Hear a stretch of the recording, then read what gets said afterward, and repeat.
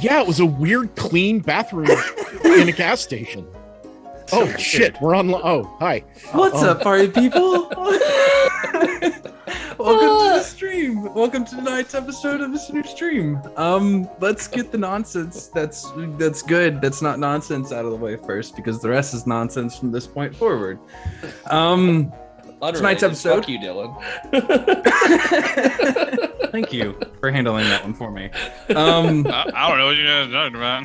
Tonight's episode is brought to you by Foundry, the best VTT out there. I'm not biased. I might be a little biased. That is community supported by the developers. The whole thing. It's phenomenal. It's very flexible. I don't know anybody that doesn't use it very often anymore. I mean, most of the people that I know are starting to move over to Foundry because I'm that big of an advocate of Foundry. It's phenomenal. I mean, it's so flexible. I can make it exactly what I want it to be for my players every single time, every single game I run. And I run a lot of games because I'm a professional dungeon master. Also, I met those guys this weekend at PAX Unplugged. Very nice people. They had a whole panel. Very nice guys. I'm glad. Good. Might be slightly jealous over here. Yeah. Okay, well, come to PAX Unplugged next year, I guess. I mean, working on it. We'll get there. It is also brought to you by the platform that we run our Foundry games on. We run our games on forge-vtt.com. A great, wonderful hosting service for all your Foundry needs. We have international games here at -2 Charisma that everybody's connected to with no latency issues whatsoever because of the over 200 nodes, I think is what it is. JD, you can remind me. I don't know.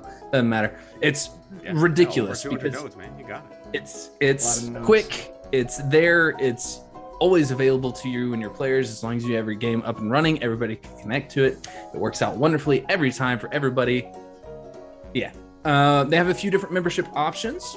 Compare them to some of the other VTTs that we won't talk about, and you'll find that it is a much better deal across the board. I know that I use the World Builder tier, and I think JD does too. I know that I run like 15 million games, haven't touched the storage whatsoever, and it is incredibly flexible. In case you haven't caught on, I like flexibility in my life.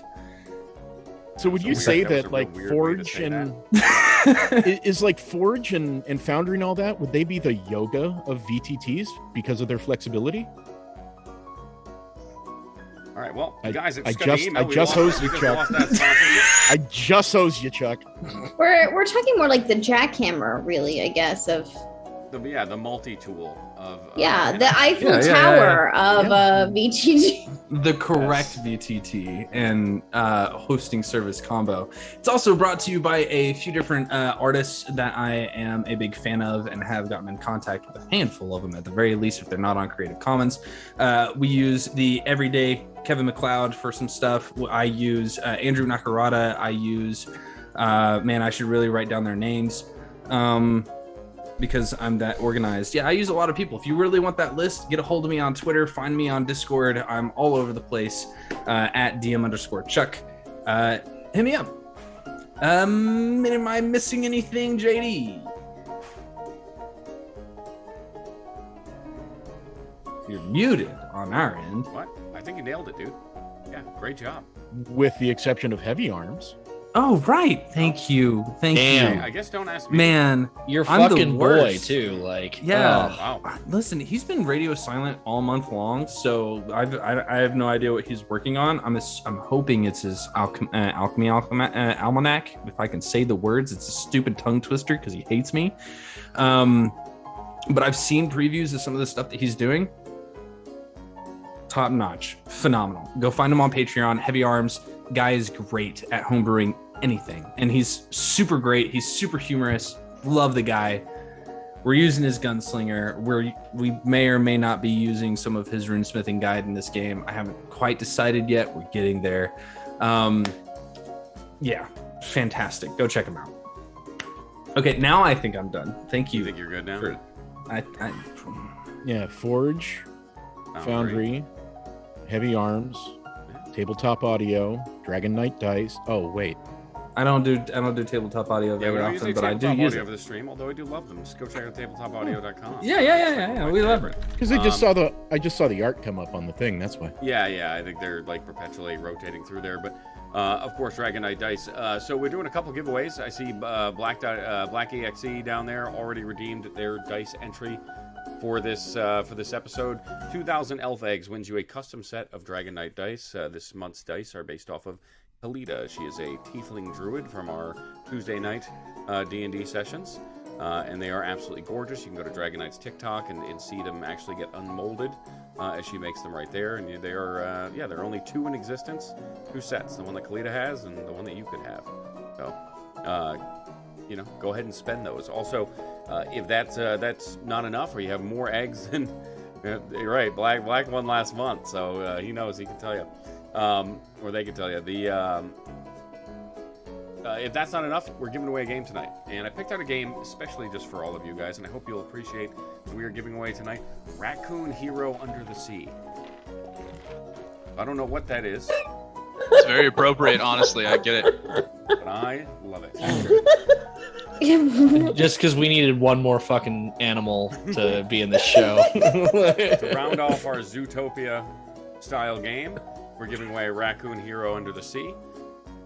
300 elf eggs. That's the cost of my backup character, of course, is Hootie Jops. On no relation. Hootie Jobs. Questionable at best.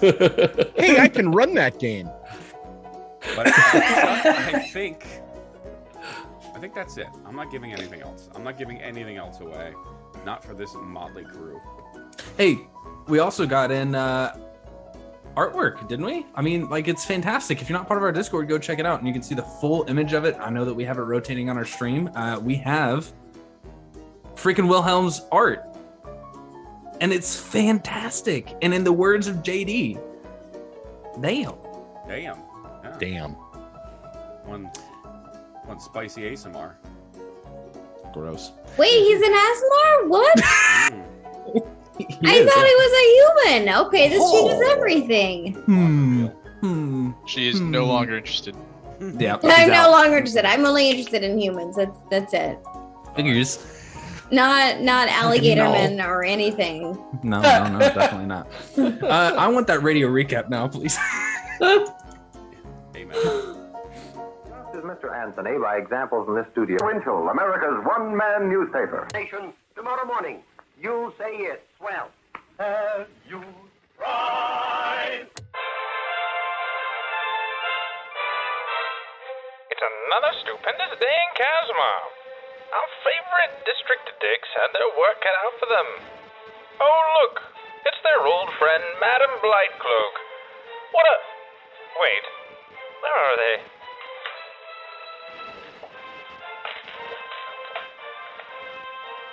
Why can't I see them? She won't... This is unprecedented. How are we going to...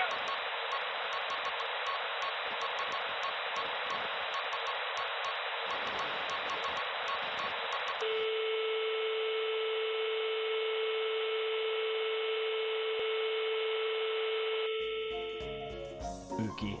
And there we go. What's going on, Chuck? Oh, man. I guess we gotta find out, huh? I like how the radio host is like this omniscient character that is like, I can see everyone in this city but these people. Mystery. So you like that? Yeah, it's great. I hate it. It makes me feel like I have a friend. He's got a friend over my shoulder the whole time. He sounds like a real nice guy. You have can plenty of comment, friends over judge. your shoulder, Dylan. Okay. You're playing a Phantom. Anyway, Yeah. somebody want to give me a recap of what they experienced? Figured. Okay. Let's hop into this, and I guess. I ran into a bunch of chuckle fucks, and they Ooh. dragged me into a wall. So that's about what happened. Not accurate enough to be wrong. I jumped off a roof. Yeah, we jumped off roofs. We may have overly expeditiously counterattacked in a way, but attacked is probably more appropriate. Just 3 dudes standing on a building. Assaulted. Just straight up assaulted. But you had a cop, so it's legal. Yep. Dude, Yep. standing on a- Yep. We did have one. Yep. Yep. Oh, and boy did they have a bad day. You know, Yes. that was a very bad day for them. You know, it was. Yeah. Lowly henchman and the no good, very bad day. It was just quite a series of unfortunate events for Zach and the crew, who had unfortunately just signed up for the wrong job on the wrong day. So Wilhelm was not in the mood. I too jumped off a building. It was true. I believe at some point all of us did. Well, Frog, a bull, and a bear walked into a goddamn shoe store. Yeah, we walked into a vault. Yeah. Yeah. We were led there by what was his name? What was Brythos? Brythos, yes. Stole his belt. Yep, he stole his belt. He's beltless at the moment. And it did turn out there was someone else that was there that we were not expecting. A certain Arakakra. Oh, I love Alan. It's funny because I don't think the DM was expecting him to be there either, but it was very convenient to fuck with our Minotaur friend. I don't know what you're talking about. So angry. So Alan just angry. Alan! And then we got Flimsy back too. Flimsy showed back up. That's right. Yes, she looked a you little were different, given an though. orb to ponder. Mm-hmm, Yes, I did. an orb to ponder, and the coffee machine didn't look so much like a coffee machine anymore. Kind of excited to find out what's up with that. I'm sorry, do you mean we can't get a good cup of coffee still? Sure, we were can. never able to get a good cup of coffee. That is also true. I'm sure Pip would be very, very disheartened to hear that. Our first episode was coffee roulette. Anyway.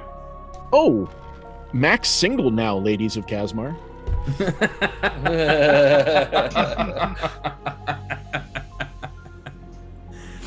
I'll take a note.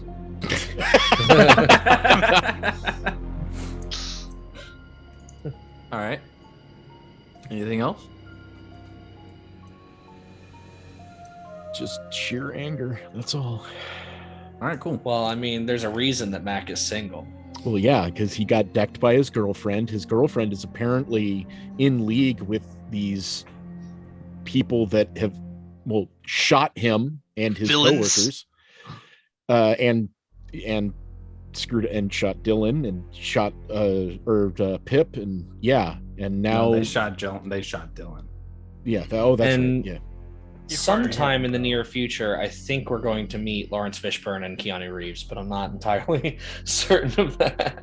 Yeah, and we're in some weird, magic dead wizard prison. Yep. Away from the prying eyes of the omniscient radio host. Yep. Yeah. So, Alright. what more knives do you want to turn in our souls today, Chuck? And still no long rest, I might add. Yeah. It's been like 3 episodes. Yes. It's You got quite paid. I Haven't been think- able to do anything with it. I think Pip and I got a long rest. Wunderbar. Yeah. I got good. paid and lost my paycheck before we ever got to sleep or buy something. In case any of you have avoided, so I still have 2 second-level spells left, and they are mostly fire-based. So, they're still good. Harold's looking okay on spells. I got a couple targets for you. Not Podrick. No. Podrick's fresh out. Pip's looking light on items. No magic to speak of. I've got a shotgun. That's about it. Harold used 2 Or are we just second gonna level sit here and spells go and then around in got one circles? back. Are we just gonna give our stats out tonight? I mean, they're already on the screen, but I mean, I just, I just don't want to get into it. I've got one cantrip left. It's called shotgun. Let's go. so All right, torture us, Chuck.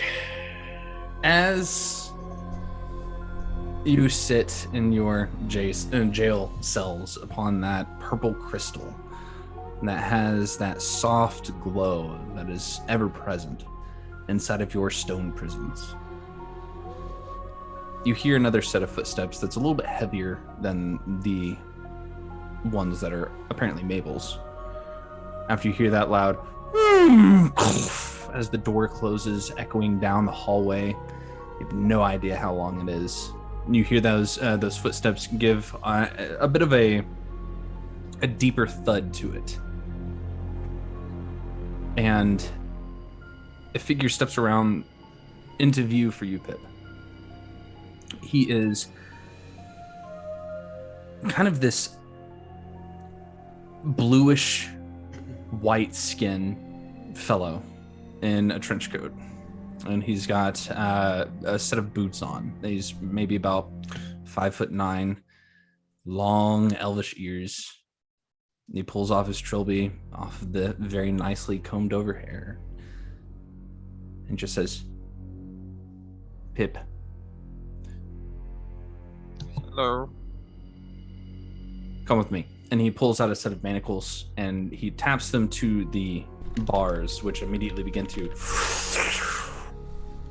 open up. I bolt past him immediately. I have been waiting. I jump, just pew, into the hallway. Okay, I need you to make a wisdom saving throw. Not great. Saving. Ooh, +4, 12. It's the new Fortunately- Tasha spell, Hold Frog. Unfortunately, the DC was 14. As you feel yourself, as soon as you get around the corner, you feel the pads of your toes grab hold of that crystal. You get your foot up onto the wall to bolt, and you just immediately face plant onto the ground. And you just hear, shouldn't have been doing that. You feel a set of cold gloved hands pull your hands back into your back as you feel the manacles grab hold. He picks you up and he says, "You're gonna do it again." I mean, I don't know. You went the wrong way, by the way. There's no way that way. He faces you back towards the other direction, and as he picks you up, you can see just this long hallway that seems to go on for a few hundred feet, with nothing but bars on your right side. Are there any doors, levers, switches, or buttons? Make a perception check. Or did he just tap the bars and magic them away? 60. I'm sorry, did you say 60 or 16? 16. Okay, I was gonna say, first off, impossible. We're using non-Euclidean dice tonight. Stop rolling your D100. No. No. Pretty in blue. You don't see any levers, buttons, switches. Seems that now that he has kind of pushed you along a few steps, you hear the loud jangling of metal against metal on his hip. And you kind of glance over your shoulder as the spell is released. And you can see just this massive ring of just handcuffs.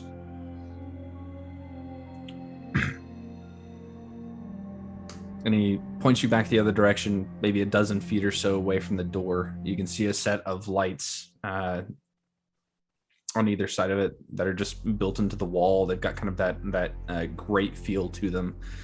Large metal door, no handle on this end, with a single sliding panel. And he pushes you up to it, and he proceeds to rap on it a couple of times. The thing opens up, and you can see a set of eyes peer through it. It snaps closed as the door opens up into a smaller room. It's awkward to look at because the way that it's set up from here, there's a set of lights that you know are just on the other side of the doorway, but you can see another chandelier hanging from the floor in the wrong direction, and a door at the ceiling with a set of lights that kind of curves around that edge of of the wall. And he begins pushing you, and as you do, you feel the gravity begin to slowly push you up onto the ceiling. As you get towards the door, he opens it up into another room. He turns around, and he looks at the other two guys that are standing there, a set of normal-looking humans in trench coats, and just nods and pushes you into the room. Mac, you hear all this going on. Is there anything you'd like to continue? Would you like to continue trying to make a focus for your Aarakocran friend? Nah. Okay. Nope. The last interaction with Mabel and all that, just sitting blank on the cot, kind of metal shelf thing. Noted. We'll come back to you soon.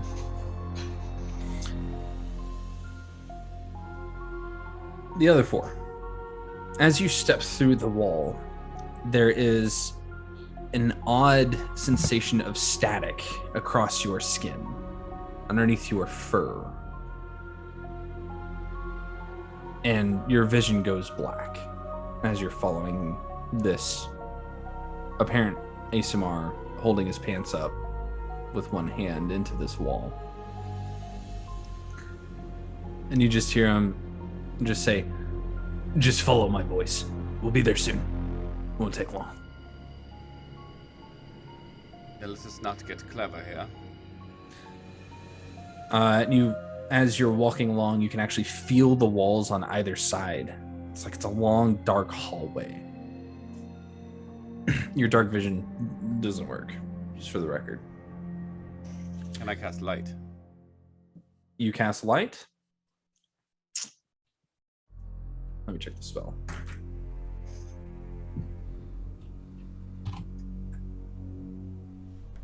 What's it look like for you to cast light?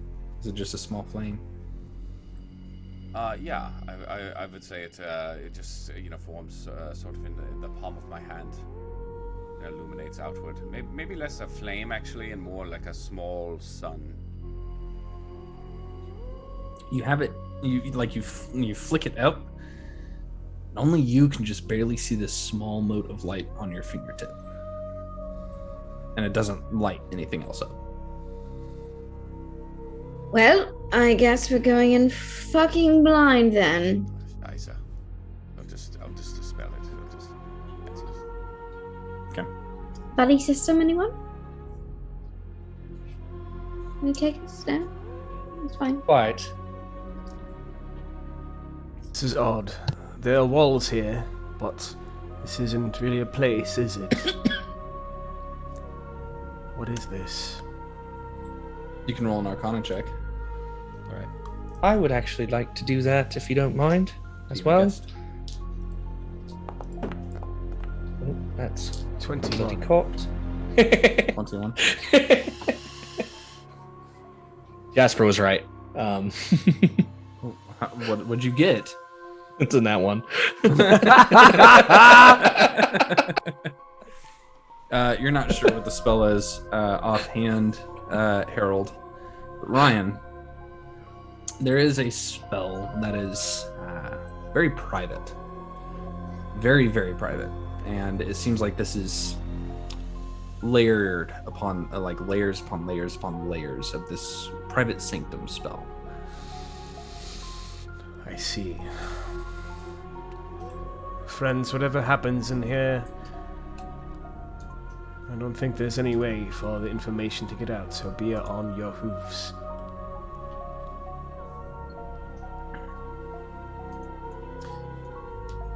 Nope, there sure isn't.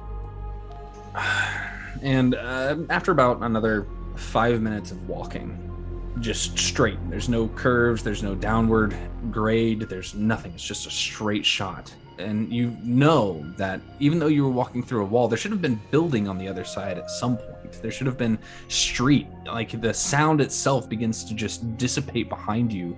At one point, about 3 minutes in, it's just completely silent outside of you guys speaking.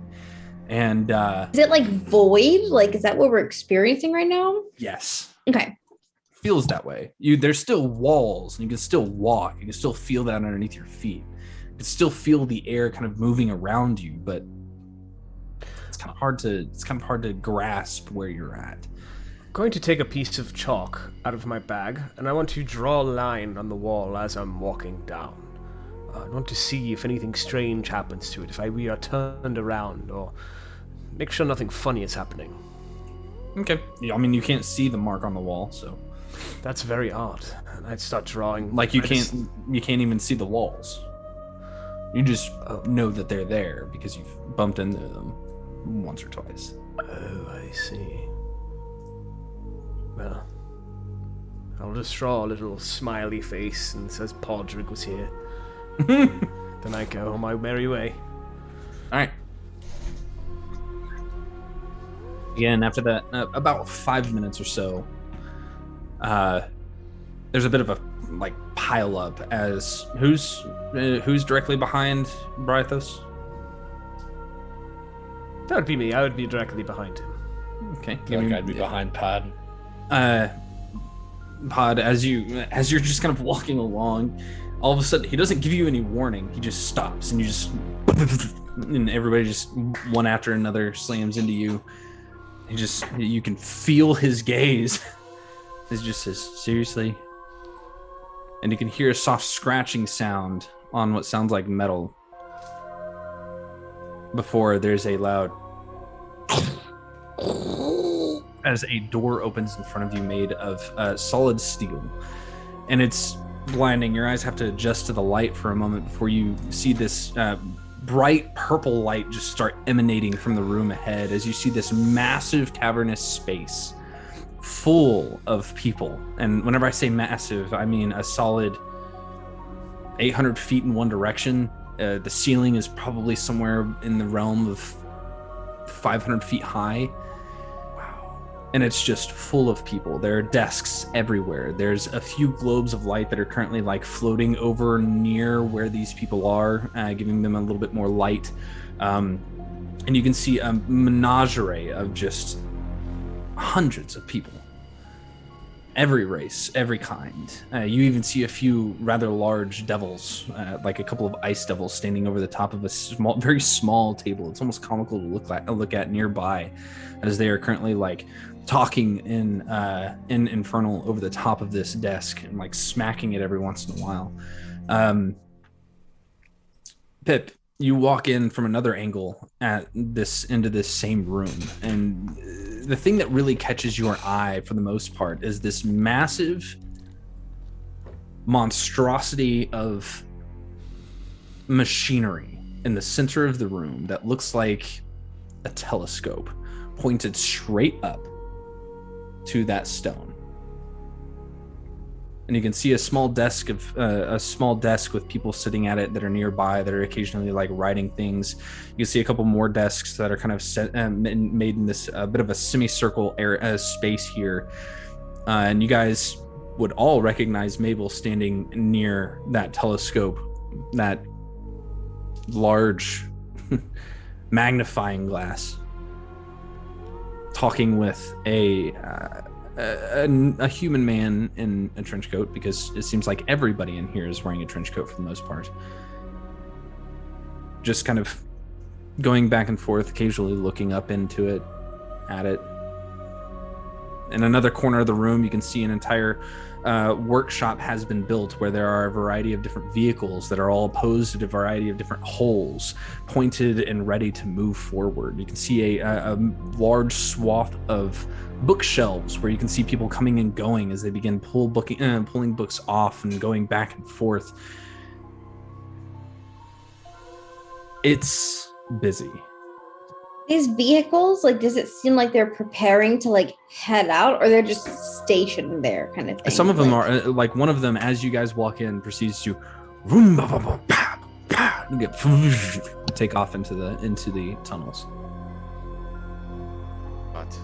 Just What the hell? How big is this organization? It's a lot bigger than you think, kid.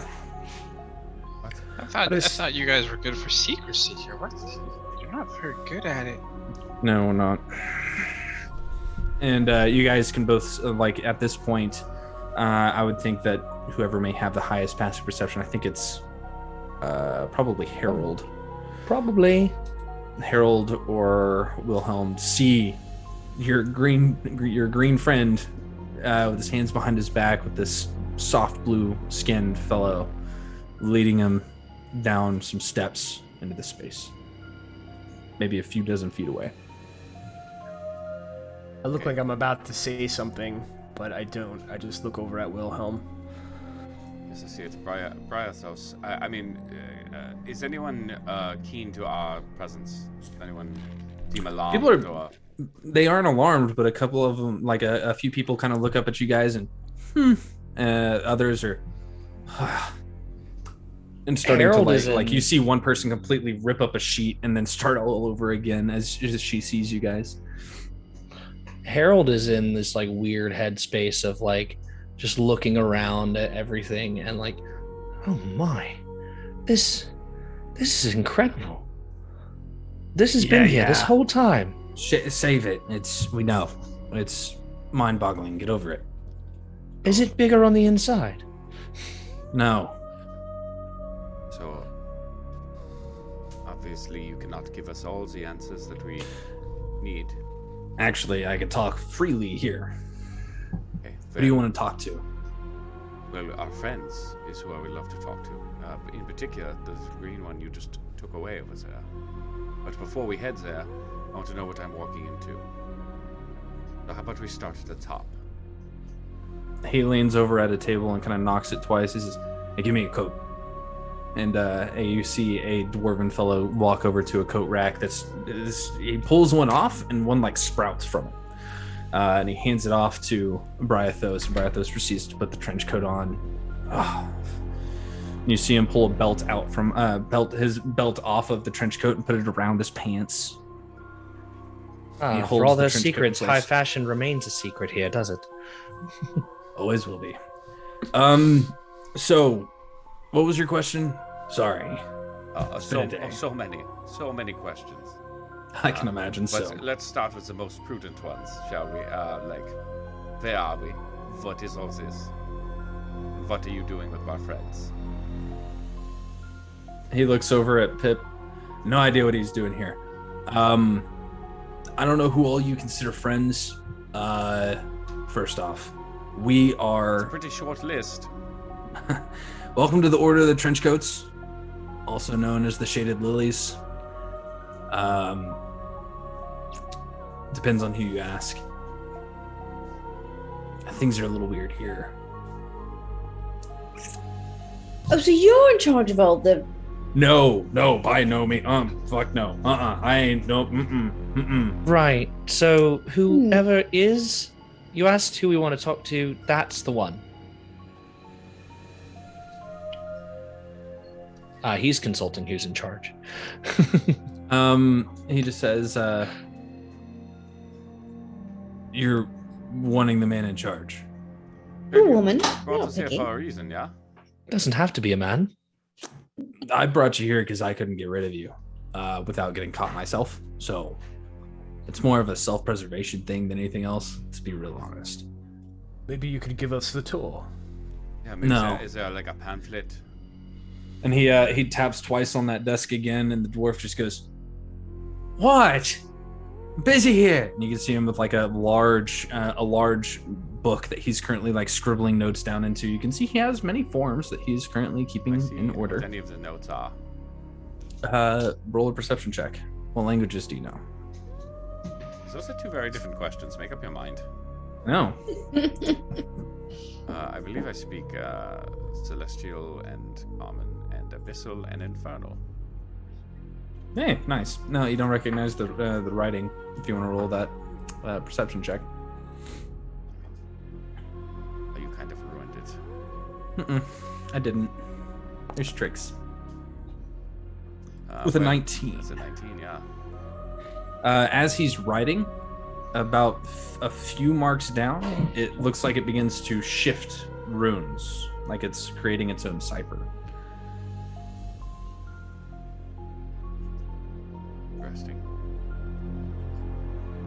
Well, surely after all the trouble we've gone to save you, you can at least point us in the direction of the big man's office.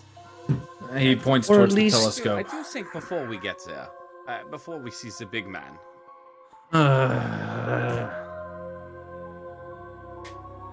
What?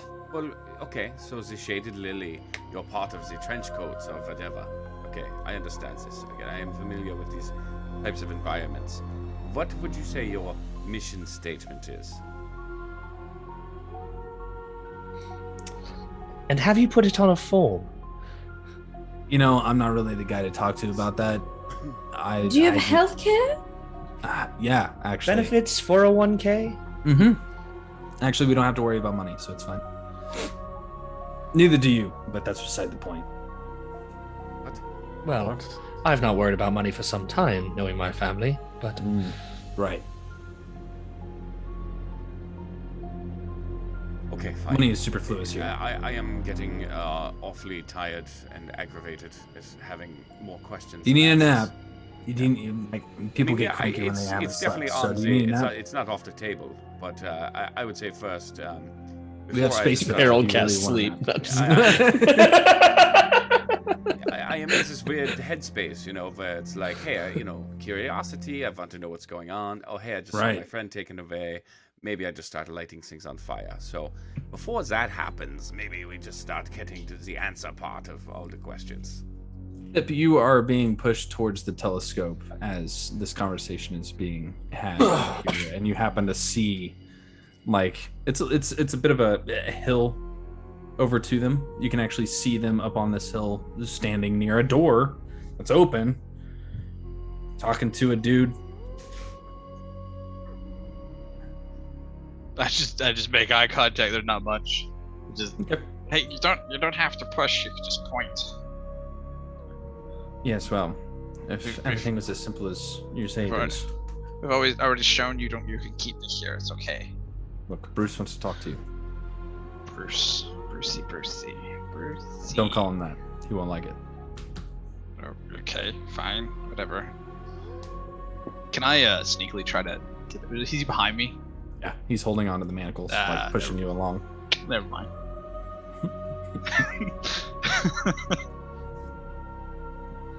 Nothing I can really do.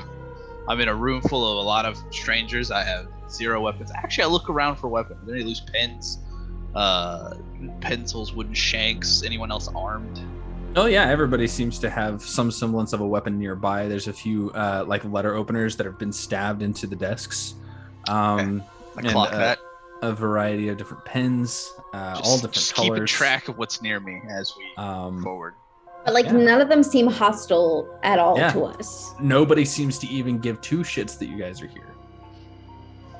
So okay. Yeah, I mean, listen. So I think maybe perhaps you just take us to whoever can answer our questions. It's probably some innocuous, weird, very bland, plain name like Bruce or something. Well, you can either have Bruce or Mabel, but Bruce will know more. Mabel. Mm-hmm. Oh, I would love to see Mabel. He points down to her at the telescope. She's right there. I mean, just get after it. Nobody's gonna stop you. Feel free. You're here now. Do you want a trench coat? We can give you a trench coat. I have one. Anybody need one? Yeah, I'm good. Trench coat, anybody? I'll take one, sure. All right. He walks over I'm behind. a bit chilly. He walks over behind the dwarf, and the dwarf is just like grumbling as he writes his notes. And he pulls a couple of trench coats off as they sprout back out. Hands a couple off to you guys. So I'm immediately looking for magic pockets. Do you mean permanently? No. Because I underground, just not really my style. I just fresh air, Right, because all the air is fresh in Kasmar. And he bumps that dwarf who just kind of. Right. So on that note, if we're here, yep. What the hell is there? Define there. Kasmar? Kasmar's We Kasmar. seem to have... Okay. Then where is here? Below it. Around it. Complicated. Around very it. complicated. A very complicated answer there, bud. Wilhelm is already stomping off towards Mabel. Put the trench coat on and I have my other jacket on underneath. I just take my hood and I put it on even a little bit taller and just shake my head. I look over towards my compatriots, starting with Harold. I just whisper towards him. What do you make of all this? I mean, it truly is remarkable, to say the least. And I actually say it all entirely telepathically because I'm also casting message. So I'm not replying to his message. I'm casting it back so that I don't have to say it out loud at all. So you guys are just like pointing at each other. I mean, I'm using a focus, so I don't have to point at him with a wire or anything. I'm just whispering towards him. I don't have that Oh spell. shit! Well, I'm casting message, so now you can respond to it. And I whisper back, I'm like, whatever this place is, I think a lot of things are going to change today. Mabel? Oh, Mabel, if I could have just a moment of your time, please. And you can see her in her big floppy black hat, just kind of like turn, and as she does, she smiles. She says, "Hi, Wilhelm." Oh, if there was any question about Wilhelm's race, by the way, it is his eyes are like liquid fire right now. You seem upset. I've Wanna had talk? better days. Yeah.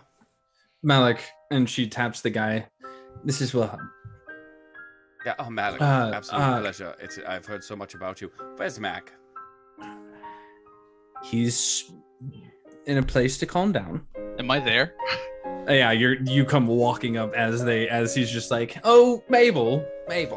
Good. Stop pushing my Mabel. friend right now, or people are going to start to burst into flames. Well, Mabel frankly beat the shit out of speaking- us. Pip, why don't you come back over here? Where's Mac? Are you okay? Is he hurt? Mabel beat the shit out of us. We were in jail. That's not a great start, Mabel. $50. $50. Are they I close was owed enough by $50. that we're catching this? For fuck's sake. Yeah, no, you guys are all there at this point in this center space. What's the telescope? What is this? Okay. One question at a time. Mac is okay. He is being held to cool off. Okay. We have very different definitions of okay. He's not dead. Sort of. 3. Okay. I've never known Mac to be one to cool off in some place that he doesn't want to be. Right. I understand. I agree. But it's the best I was allowed to do. So. And you can see the other guy who kind of steps away from the telescope. He's a very tan-skinned, broad-shouldered human man. He's got kind of this curly blonde hair that's tied down into a long ponytail. And he kind of adjusts his trench coat and he just says, yeah, he needed to cool off. And frankly speaking, I don't give a fuck who he is. Small rooms, cool people off eventually. Oh, I don't like you already. By the way, so I am actively trying to see if Pip is hurt. Okay, make a medicine check.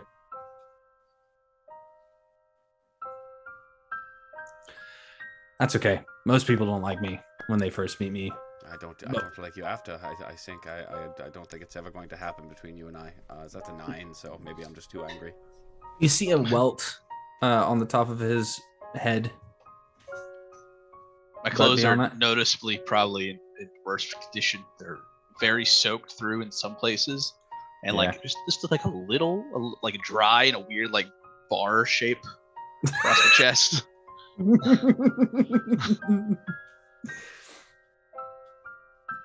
He just says, that's fine. You'll know the truth eventually. I'm Mabel, sooner handle him. rather than later would be great. Mabel just kind of like sighs. You mind if we take the room? And Malik just kind of looks over at her. Sure. And just follow me. And she leads you all. The guy still directly behind you, Pip, holding on to the manacles. Hey, why are you guys all in trench coats? They wanted to look like me. Who's the guy behind him with the curly hair? No, the guy behind him is the like light blue, almost white-skinned elven fellow. His name was Malik, is what they referred to him as. They referred to the guy that was looking at the telescope as Malik, and that was also it. Bruce. We're going to take these off now, yeah. And Not until I know that he's not going to run or take one of our very sharp objects around I the don't room think and I stab care, me but with it. I mean, if I he don't does give a all of fuck those what you things, that's think. great. Okay, Mabel, already we're going to have a problem here. So how about we get Pip out of the manacles? Or I'm going to stab this gentleman. So maybe just put me in them. Mabel turns around and just stops. She looks at the fellow and just says, Adrian. Pip? Are you going to do anything stupid?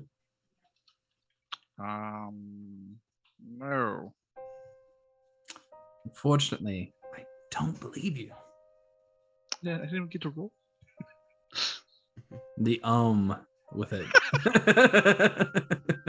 Regardless as to whether or not she thought you were telling the truth, it would have been a no.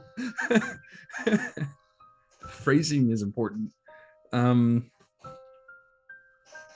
try that again. Are you going to do anything stupid? No, ma'am. Are you going to deceive? Is that your goal? I'm absolutely going to do something stupid. Okay, roll a deception check. Yeah. Remember, she's a monk. I'm still faster. That's a 16. Swear to God, natural 20. Okay. I'm not upset about that. And she looks at you, Wilhelm.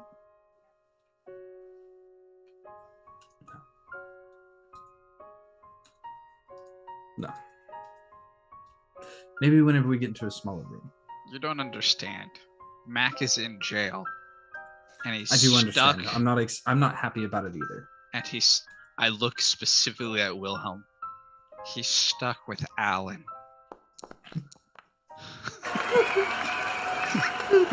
Wow.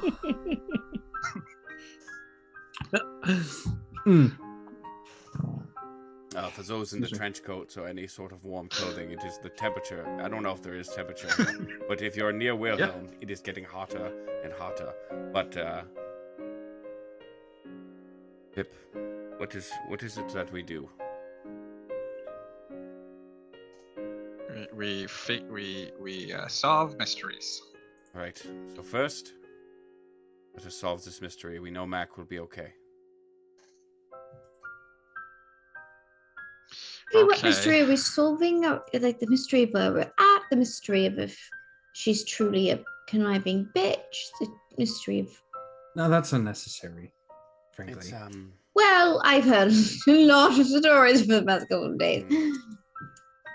Well, get your pen ready. We have a story to write. Okay. I will not run, but I want to see Max soon. We'll be checking on him soon. He will be joining us in this room shortly. I promise. Leads the way. Mabel. Yes. I'm going to ask this question again. Of the third person that I've now asked this of, and I would like somewhat of a straight answer. What the fuck is this place? I'm sorry, I don't usually use that kind of language. This is the Order of the Trenchcoats, also known as the Shaded Lilies. Right, that doesn't answer any questions. You're right, I'm about to answer all of your questions if we can just get to this fucking room. I mean, you would understand our hesitation, yeah? I mean, oh yes, just take us to the small Absolutely. room. I mean, it could be anything there, yeah? Completely understand it. It's just a few couches, maybe some beverages. We've only been shot at, exploded. It's been, She looks stressful around, day. and there are a lot of people that are armed. You can see a few people with, guns on tables. Do you want to be shot at some more? There's 5 of us, yeah. I'm sure I could do some damage. You do it. It's not going to take us out. Sorry. Just follow me, please. Please be amicable. I want to give you the answers you're looking for. Promise. Okay. Message over to Wilhelm. We might not be able to take them all, but that telescope looks like it's important. Mm-hmm. Just a thought. You can reply to this message. All Wilhelm does is just go,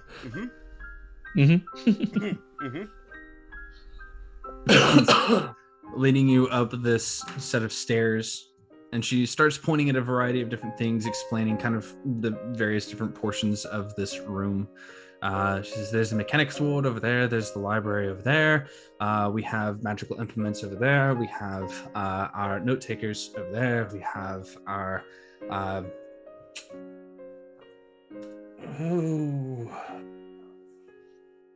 Harris does things. And as she begins saying these things, she leads you up to another door that's a little bit lower than the rest, and she opens it up, and it's a decent-sized room, a few couches. There's a bar. It looks like a small speakeasy almost, as you can see a couple of people currently sitting there smoking. The smoke seems to just evaporate through the air. It doesn't seem like it's really staying anywhere. All dressed in trench coats. 4 or 5 people in here, and she just looks in. She says, everybody out. We have guests. And you can see these people just begin to snuff out their cigarettes, their cigars, down their drinks, and file their way out. Yes, thank you. So sorry to interrupt. So sorry for the inconvenience here, folks. Yeah, I apologize. You know how it goes with these meetings. And she chuckles, closes the door, locks it. Now then, please have a seat. Let's talk about this. Pip first, please. Right. And she points to the other guy who proceeds to just tap it, and the handcuffs. What was your name, by the way? I am Lynn. Oh, I thought she said Adrian. No, Adrian's the other one up there. Oh. Lynn, you said? Lynn. Yeah. Never forget her face. Then she looks at him. Oh, I thought I was supposed to stay. And he proceeds to exit, and she locks the door behind him. Harold is scanning the room, kind of looking to see if there's anything of note.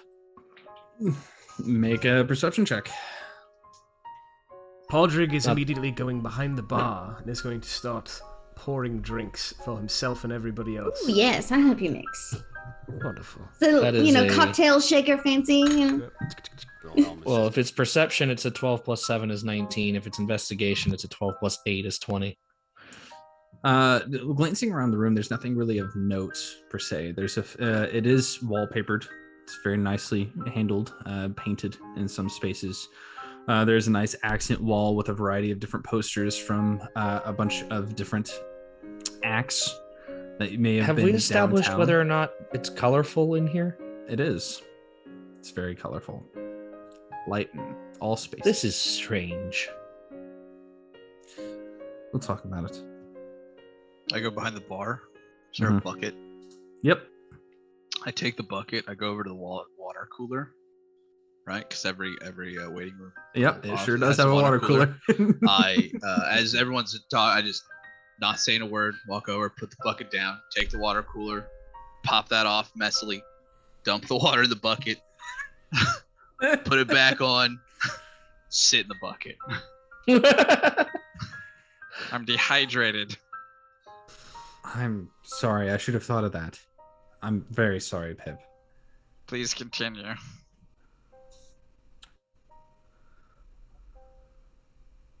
I am just burning a hole into this woman's head right now. She takes her hat off, and her little bun that's tied, that her hair is tied up into, is very tight, almost secretarial. And she looks over at the two behind the bar and just says, "Whiskey on the rocks, please." It's gonna be a long conversation. Make it a double. Give her a tequila. Just give it tequila. I'm literally standing right here. It's okay. They don't make decaf whiskey. I just slide it over. Like, it's clear that Podrick has done this before at some point. Working somewhere at some point, at a bad job in a bar. And he just sort of like leans against the wall, like sort of playing the part a little bit. But he looks at her. So, where's Mac? She takes the drink, sits in a corner, like where the wall meets the bar, and sits on the stool, back to the wall. And she says, again, Mac is in a holding cell. Right, but you could bring him here, right? He should For be on what the way reason? soon. He's the most, and I mean this pun unintentionally, bullheaded. You all know he can be very stubborn, especially whenever things aren't going his way. Well, that's true, but not really in a secret prison. Fair. Still, it's... Again, I didn't make that call. Had I had it my way, we wouldn't It's be kind knocking of like people out. adjusting my trench coat or like my little like detective's badge is kind of glinting through on my shirt. Just, yeah. A little CIA black site here. I know the law. So I pour myself a double shot of whiskey as well, and I just sip it a little bit.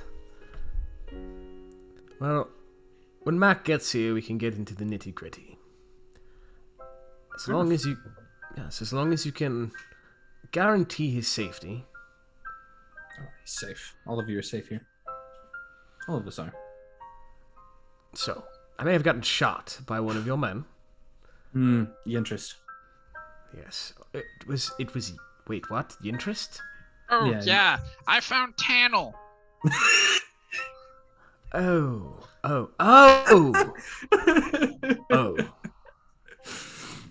And Mabel Just, just shakes her head. Important note. Found her. She's alive. What about the other half of her? Intact, surprisingly. Oh, good. So now we have another innocent life, unknown, that has been lost. Good. Let's add it to the list, Mabel. It's not. We'll get there. Was it a fake person legs? No, they were real people legs. Good start. They were someone who had been jargoned. And literally anybody that has worked at the precinct would know what a jargon is. It's soul jar in a gun. Yeah. Yeah. They use it for the immortal people. Yes. All right. Yes. Indefinite sentence. Small, thin female. We just dressed up the other half. Cut it in half at her piping company. Her husband's. I said, ex-husband's. I'm assuming now. Considering he's considered a widower in Kasmar. Hold on. Let's go back just one sentence here. You said that you took a woman who was sentenced to be indefinitely jargoned. Right. And you cut her in half. The body. What?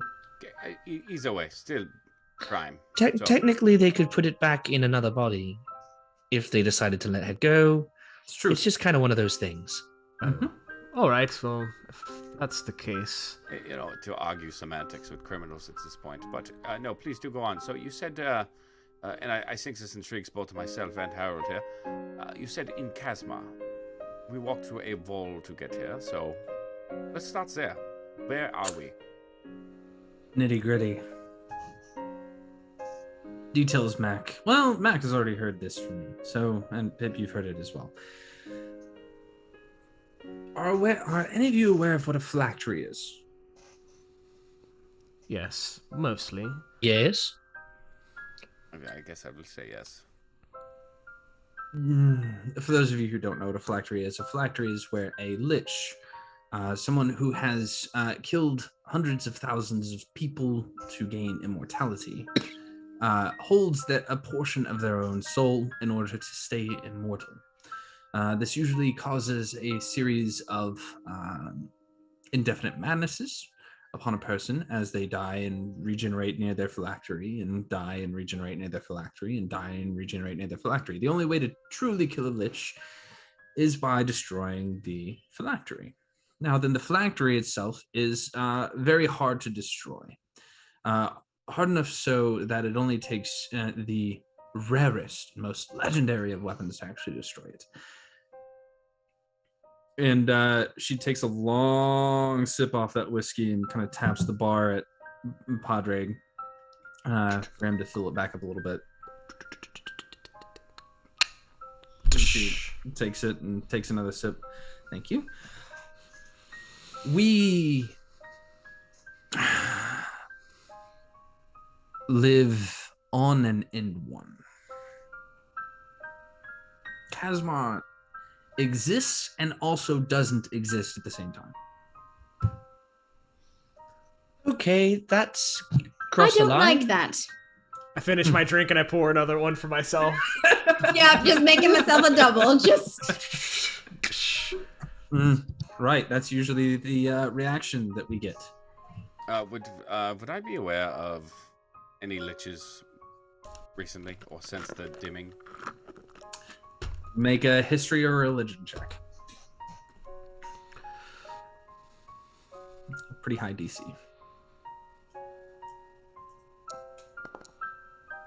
The 13. With a 13. Not any recent ones, no. At which point she says, that's the reaction I normally get. Mac was much more calm about it than I anticipated, honestly. He was much more methodical, given his nature and stasis at the moment. Does she seem sincere? Not in the sense of like she's lying outright, but like, is there more of a catch to it that she's not letting in? Make an insight check. Okay. That's what I should have done. Oh, not good. A 12. With a 12? She's pretty hard to read and she's drinking a lot. So how do we know you're telling the truth?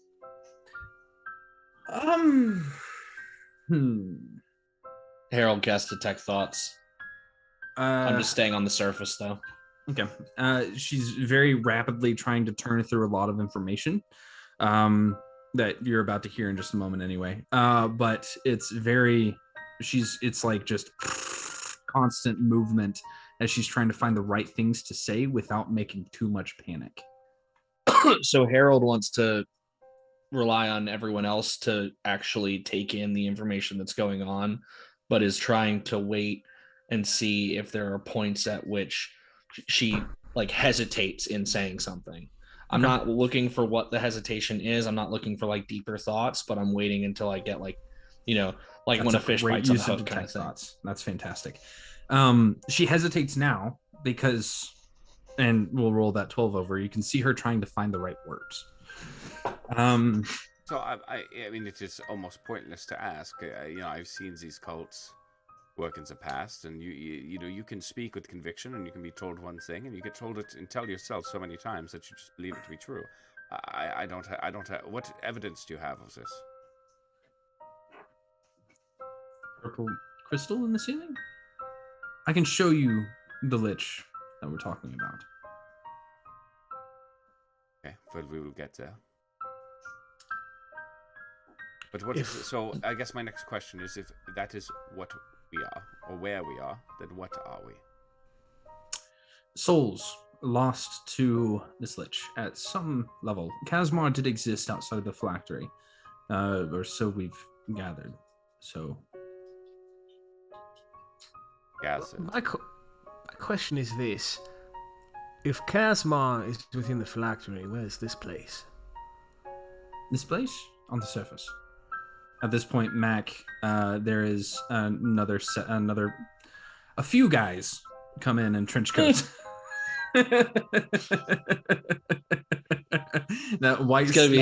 The white blue skinned fellow comes in, taps the thing, and just says, "Be amicable. Give me my taking clothes. You to your friends. Give me my clothes. I'm not walking anywhere naked. I want everything you took from me." I don't remember taking your clothes off. Oh, you did. Because of the armor. Right.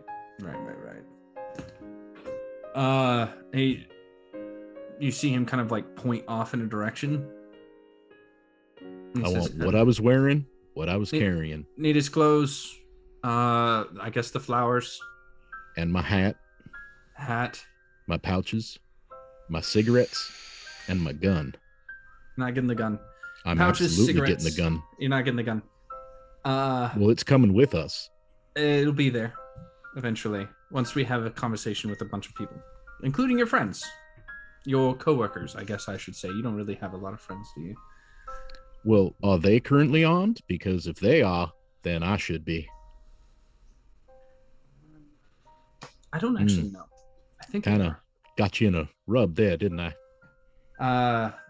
A few moments later, the door opens again. You can hear it, and he comes. A kid, maybe about 16, comes in with your stuff and just kind of like sets it nervously at where the bars have evaporated, and you can see him just take off.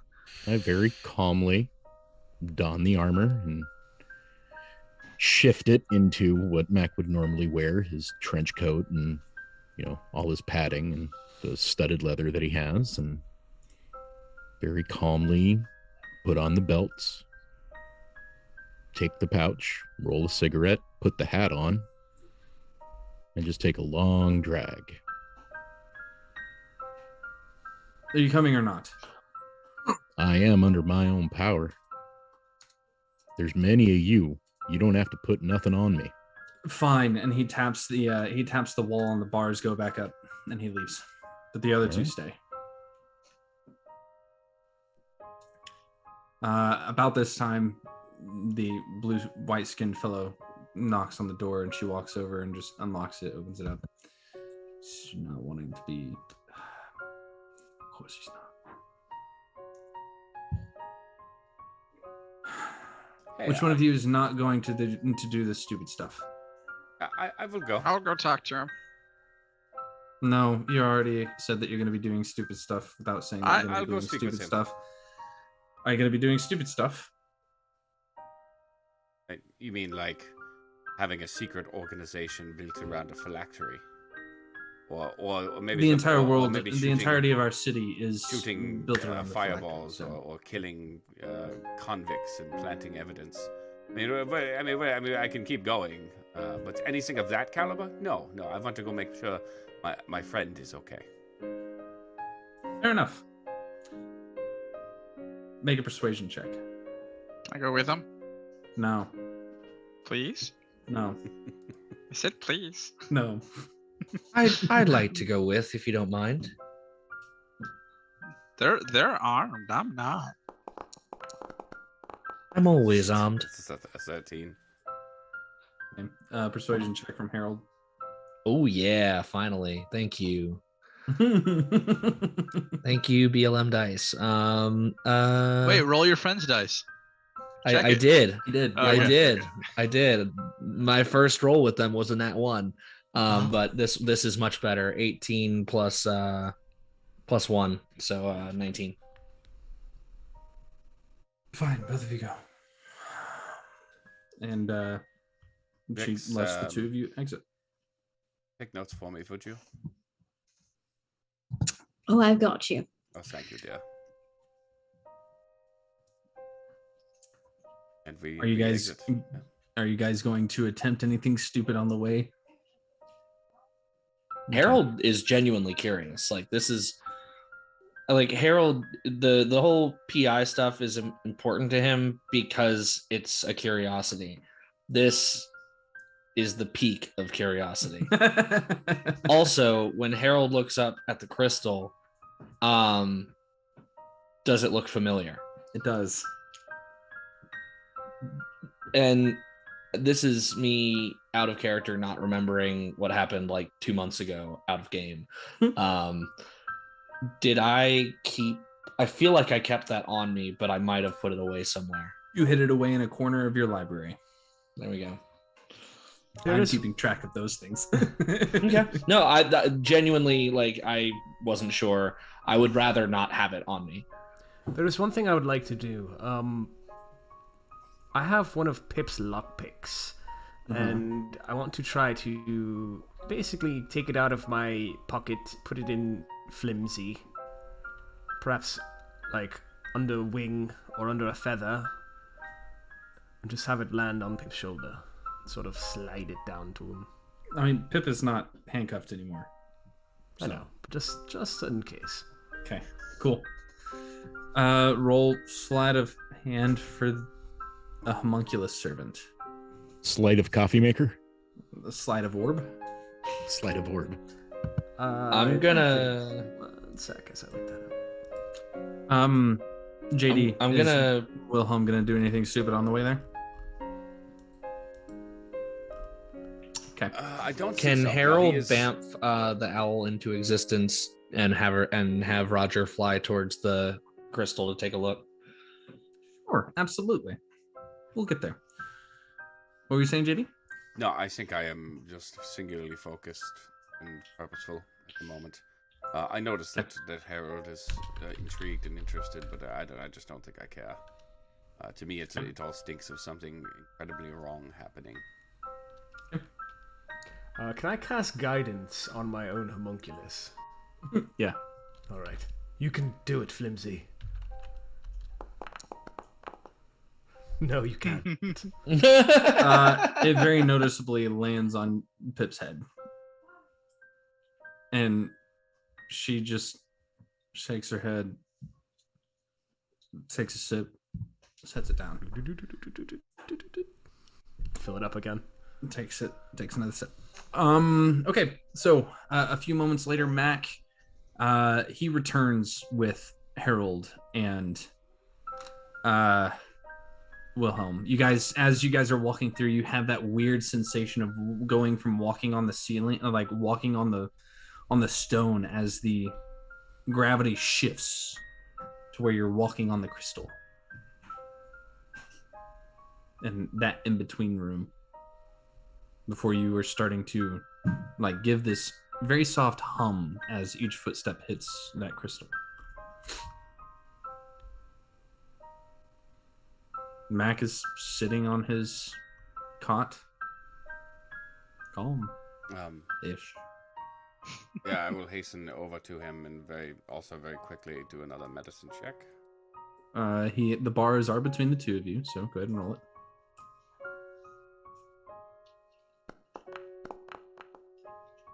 That's a 19. There's a few burns around his where between his horns. You can see like a portion of his horn is kind of smoother than the rest, where he's been rubbing a little bit harder than normal. Beyond that, Mac, do you have anything else? Maybe a black eye? Yeah, probably where she hit me. Bruised pride.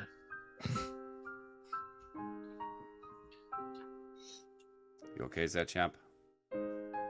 Yep. If we're going anywhere, I'm not going in any handcuffs.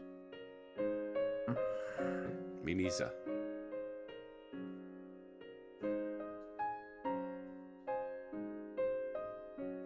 Well, I'm going to release my friend. Lynn just shakes his head. Not unless he's going to come out in handcuffs. Protocol. Forms. Surely you understand. Son, it doesn't Don't call me matter if son. I have... I'm older than you are. See about that. You realize my hands aren't my weapons.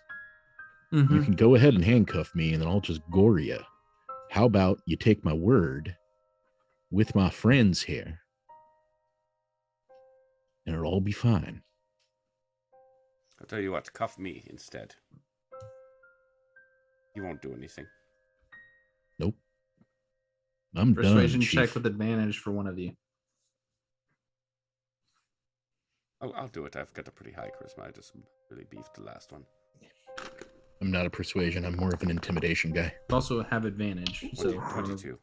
22. Ooh. He and one of the other guys just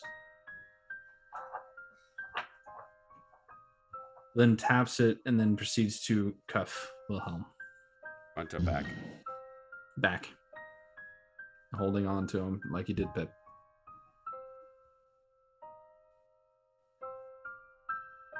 And he's gonna push you towards the door. Mac, you coming? Yeah, just one hand in a pocket, other one around the cigarette smoking. Okay. I appreciate that, Wilhelm. Is the other one giving a high five? You know, one hand in your pocket. As the other one's holding a piece. Eka. Right. No, they didn't give me back my gun.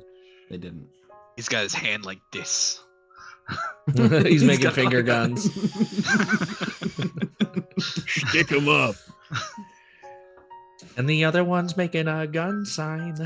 Is Mac near me? He's maybe. There's someone between the two of you. Lynn. If he's pushing Wilhelm with his hand on the manacles, I'm right behind him, not touching him, but a little uncomfortably close. Oh, I but not forget Lynn's face. Don't you worry. Not doing anything, just literally just smoking, and then when he goes to open the door, just kind of blow some smoke kind of down his back, but super calm, like creepy calm. Harold is quietly casting message to Mac, just like, sun's getting real low there, big guy.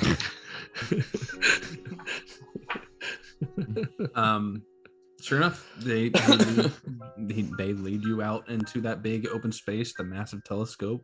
See a variety of guns laying around. Some of them are being cleaned, some of them are not. You see Do I see Mac's vehicles. Gun? You make a perception check. Ooh, 16 plus 7, 23. The 23, in the far corner, away from the jail cells, from the holding cells, you can see a row of lockers, and you can see someone currently like packing something back in, and you swear you can see the glint of like the what's the grip of the pistol as it goes into the locker, gets closed and locked. Telepathically to Roger, I'm sitting there. I may have a job for you, friend. Roll a perception check for Roger as he gets up close to the crystal to look. Roger has advantage. Sure does.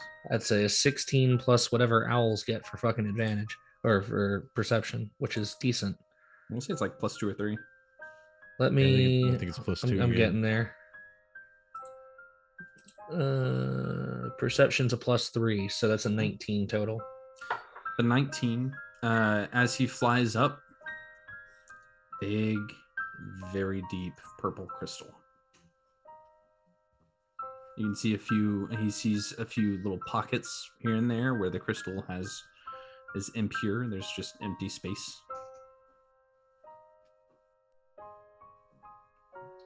If I'm gonna quickly, like, just kind of whisper to Mac, I'm gonna grab on for a moment. Do help me keep up. And I'm gonna warg into Roger for a second. I want to see if I see like chipped pieces off of this thing that would explain why I have little small like piece of this crystal in my abode at the moment. I'm just gonna, no check needed. This is completely smoothed over.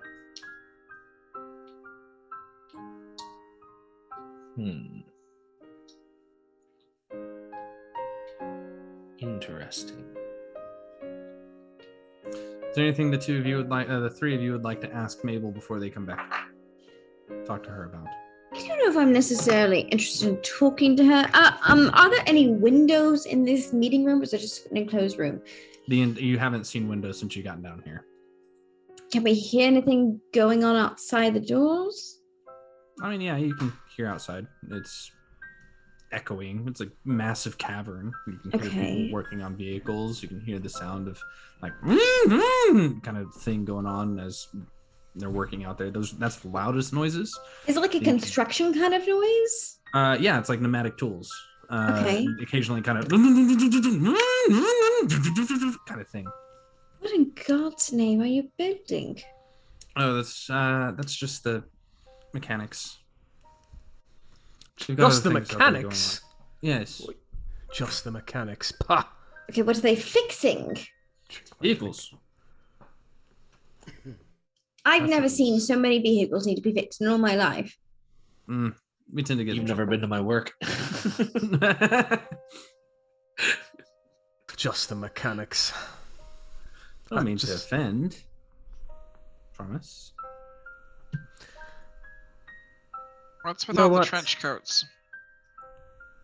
Never mind. It's something that Malik Bruce introduced.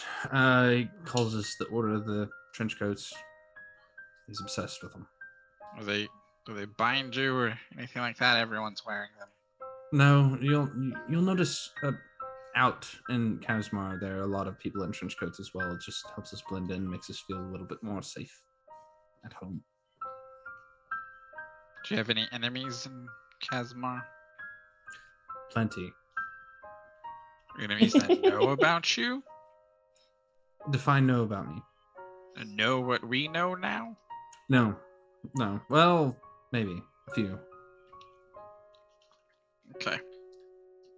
We're still working things out.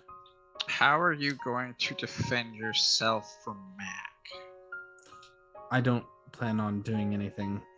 I deserve every ounce of anger and rage he has. Maybe get behind the bar so you have like 1 extra second to talk. No, I'll take what he has. I can take it. Okay. Sure about that? Sorry, I was just laughing so hard I got lightheaded. I mean, she's been taking it from Matt for quite a long time. So I love Pip. Pip must be protected at all costs. Dylan too, like not just Pip. Like... She just says, I deserve everything that he's going to give me. I haven't been able to be honest with him for a long time. So. Well, you do seem kind of like second in charge, kind of.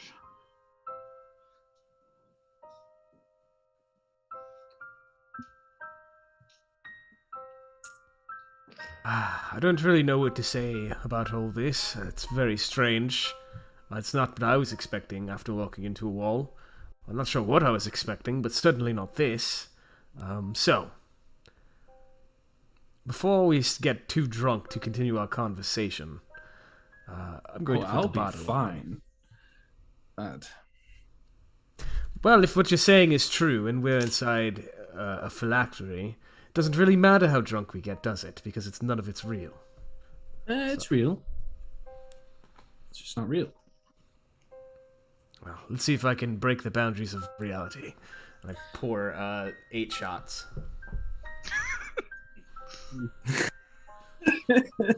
Are you gonna drink them all? No, I'm passing them out. I mean, I'm okay, certainly cool. fine, friend, but seems a bit much, even for me. Like one rum. A Right. few moments later, there's a knock on the door, and she opens it. Mac, Harold, Wilhelm. Wilhelm, you are uncuffed as you enter into the room. I have Roger flying back at full speed, and as the door's about to close and he's about to porch screen door himself, I bamf him out of existence. Is Lynn a family name of some sort? No. Maybe. He has a brother and Talk sister about it. named Manuel and Miranda. Do you really want to talk about it? Are you going to actually go in there and get your fucking answers? Your friend? I can't wait. It'll be a great day. I don't see my gun in here. That makes you a liar. Sure does. Go get it. You could have mine in the meantime. I call this one the ex-wife. It's at that point Mac takes his hand out of his pocket from under his coat, holding the flowers, and just kind of tosses them into a corner. Oh, single tear. Oh my god. All right, my blue friend, you go get that gun, and we get our answers. Sound good? Sounds good. Good luck. And he pulls the door closed. Mac, I saved you a seat. pat a little chair next to the bucket. I immediately walk over to Pip. You okay? Yeah, we're fine. I tried to get out of the bars. I tried to save you. Sorry about that back there. So Kind of wasn't myself. Just pat Mac. now that we are all present, maybe we start from the top again. But we are all prisoners in this phylactery, yes, except for this place, which is somehow outside of it. And you are all some grand heroes, I guess, that are working to free us from this prison, yeah? No.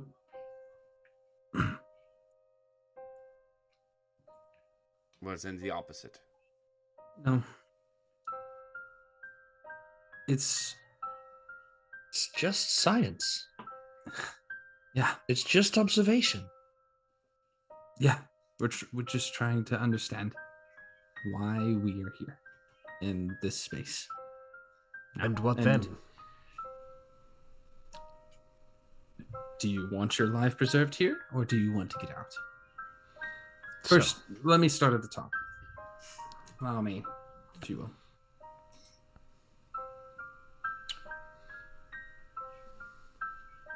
There is a lot going on in this city. And she noticeably does not look at Mac the entire time. She not looking at her at all. Pip's hand just on Mac's knee. Roll a Constitution saving throw. I'm have clothing on now. It would be on his shoulder, but he can't reach that high. Yeah, right. Yeah. Look at the art. Look at the art. I'm covered down to the like. We've already talked about the on. coveralls. We've already talked about the difference between cover and overalls. Yeah. And she just says, "So, we are in a lich's phylactery. The lich's name is Alhor Basat. We do not know why she took Kasmar the way that she did. All we know is that something is wrong because we all had a dream. We have been watching her closely, or at least a portion of her within the phylactery for some time. We know that time is accelerated in here compared to outside of the phylactery. Outside of the phylactery seems to be nothing but flame and death. How do you know this? The telescope. Our observations. Okay. And exactly how does that work? It's just shining light out her ass? Exactly what part of... Actually, she is sitting in the middle of the phylactery, inventing things for us. She's helping you? Not just us. I mean all of Kasmar. The radios, the sending stones, the cars. I'm sorry, and is this the person we dreamt of? Yes. Yes, it is. We believe. It's not been confirmed yet. She's much older, if it is in the center of the phylactery. I thought when we were behind bars, you said she was asleep. She is. She's dormant. Okay. It's kind of asleep. The sending stones have been around for quite some time, so why is she communicating through dreams now? We don't believe that she can actually communicate with us directly. But how is she interacting with the Kasmars then? That's part of what we're trying to figure out. So, And But in I will fairness, if time is really moving that much more quickly outside, slower, and we're outside. in here, slower Yeah, backwards. outside. Mm-hmm. So, for example, if I were to say it had been 10 seconds past in here, it would have been, say, a minute or so out there or more. Backwards. It's So then I was roughly, okay. It's roughly a minute per second out there. Here. This doesn't make any sense. I am not from Kasmar. I came here via train. Mm-hmm. 10 years ago. Right. People are born So- here, they die here. Yes. This is why we don't think that she is hostile. Because while you came in via train, I don't know that you ever actually came to Kasmar willingly. You may have died out there and come in here to continue your life. Have any of us ever tried to leave? Is that like even just like to go on a trip? No, I haven't. Mac has. I've been coming in and out of the city. I was living outside it for well on 20 odd years. How far out of the city? Oh, way far out. Outlanders. We were tracking down criminals and stuff and bringing them all the way back into Kasmar. Yeah. We were heading out miles and miles. I mean, to the point where we'd never see the city. You don't understand that entirely yet. I'm sorry, someone talking? So Wilhelm, Harold, what do you think about all this? I'd like to see it in action. I'd like to look through the telescope, if I may. I'd like to find a way to observe this in a way that can confirm it in my mind, aside from someone who has captured two of my friends telling me it is so.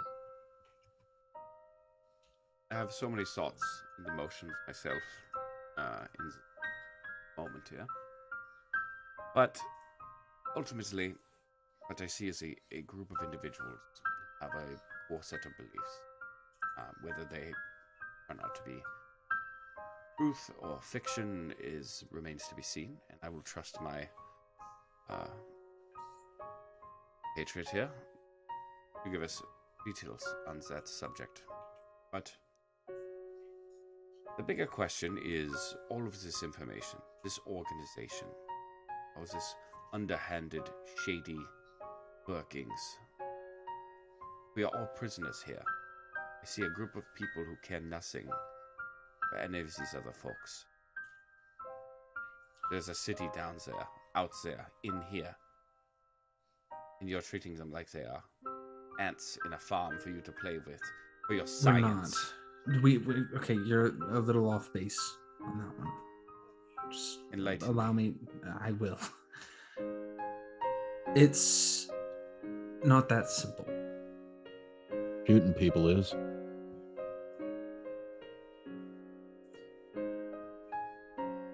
Mabel, Some people. I mean, we've been shot at many times in the past 2 That's years. what I'm talking That's what I about. mean, This yeah. this pleasant It organization that's just in for seems- research, seems to just be casting spells at distance, blowing up my friends and myself. Yeah, I mean, like I'm not much of a magic or science person. I leave that all to you. Come on, I do one thing and I do it well, but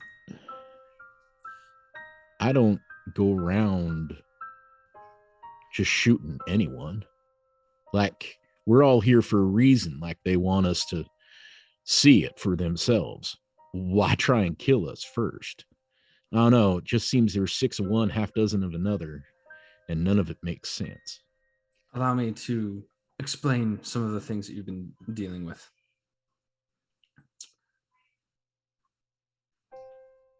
Tanil Yintris was not supposed to run into you all.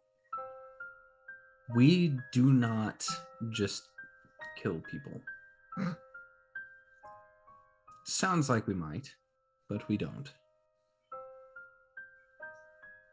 There are people that get too close to knowing the truth, and we are afraid of too many people knowing the truth. We have had reports of people finding portions of the phylactery in the street, and that seems not okay. if the thing that is keeping us all alive outside of that fiery explosion outside of here is falling apart, that's dangerous. And the only correlation we can find is the more people know, the more it becomes unstable, to the point where now she is communicating with us via dreams. Something that apparently was not supposed to happen, otherwise we would have been having dreams. We only take those people out. It costs a little notes, but you can make it happen. Those are manufactured. I thought that was the result of the dimming. It dimming is occurred centuries ago. correct, or so we think. We're not sure, really. With the way that the time dilation is here, we're not really sure how long we've been in here at all. Mabel, I need to ask you something. Even if everything that you're saying is true, if we are caught within a phylactery, and you brought us here, what is it that you want us to do? I didn't bring you all here, first off. I only brought the two of you, and she points to Mabel and Pip, and that was because the two of you have gotten too close to Mrs. Yentris. So the only reason they are here... Yes, me, I couldn't get close enough, fortunately. Yeah. Kept moving from rooftop to rooftop. It was very upsetting. It's strange that we had a problem getting too close to her as she's the one that's following us. Yes, I know. So allow me to explain why she is going to be reprimanded and dealt with. What she did was out of line, and she was just trying to cover her own tracks. And unfortunately, in doing so, brought you here, apparently. And so again, now she will no longer be using... set of court and laws here that operate separate, your own rules that you make, because you are correct, a level above the rest of us down in the city. No, and yes, we are still just common citizens of Kasmar, and have been and will continue to be. We are just more informed and aware of the fact that the more people know, the worse it gets. I have a question. And I promise I will ask more pertinent questions to the situation in the moment. You may have already addressed this, and if you have, I'm not all that sorry, to be honest. As long as I've known Mac, the one common theme has been your distaste for him doing anything remotely dangerous, i.e. working with us. And yet here you are, helping run a shadow organization of gun runners and arms dealers and who knows what the fuck else, and you're the one reprimanding him constantly? I mean... The gun runners are a problem that we've been trying to quell here in the Order of Trenchcoats. Well, I'm sure a fair amount of your number are among them. Ms. Yintrist chiefly. We are aware, and we are handling the situation as such. And by handling, you mean executing them? No. And attempting to frame me for... Brushing under the proverbial rug, as it were. We're not executing anybody. We're removing memories and moving forward. Well, I mean, except for the one man who blew up in front of my face. Again, the interests will be handled. So it was her. It was. What about the interest's husband? He seemed to be involved in this somehow. Not even remotely. Totally oblivious. Completely. Serendipity, I guess. We all gathered here. So how did you get... Is there a rule... Oh, no, I'm sorry, Harold. Is there a rule in this organization where you have to lie constantly to people who love you? Is that the thing here? In a way, yes. Yeah, so how did you get on board? How did you join such a illustrious organization? Your sarcasm is not appreciated. And frankly speaking, I'm getting tired of it. You want answers? You treat me like a proper human. Just don't give a damn. Frankly, my God damn it. She finishes her whiskey and makes for the door. I have I a, want I my have a gun. burning question. She stops at Pip. Why is Alan still in the cell? He said he's been here for quite some time. Why has he not gotten to talk? Because we have someone posing as him upstairs in the medical ward until we can remove his memories, but we've been dealing with you all first. It's only been a couple of days. This is wildly unethical. I love it. When you say removing memories, you're not thinking of doing any of that to us, are you? I'm not. Ultimately, it's up to Bruce. Don't bring me down, Bruce. I just want the memory of you taken away. Oh, don't say that. Oh, And just- she exits. I'm just gonna slide the bottle of alcohol that we've been passing back and forth just over his way. She's gone. She walks out. Mabel, wait. I do have one more question, please. She's not waiting after that. I walk out after her. The door. She is closing the door directly behind her. Are you gonna stop her from closing it? I'm just gonna follow. I'll open the door and follow after her. I'll talk to her in the hallway if I have to. She just stands outside of the door and just like collapses next to it, just wrecked. I sit down next to her. I just shake my head and I say, I understand why you must stay away from impropriety. Too many people knowing about this would create mass panic. I understand that. But you have to know that if there's one person in this city who can help find a way out, it's Mac. Don't take his memories away. Out is the right thing, and I didn't plan on taking anyone's memories away from you all.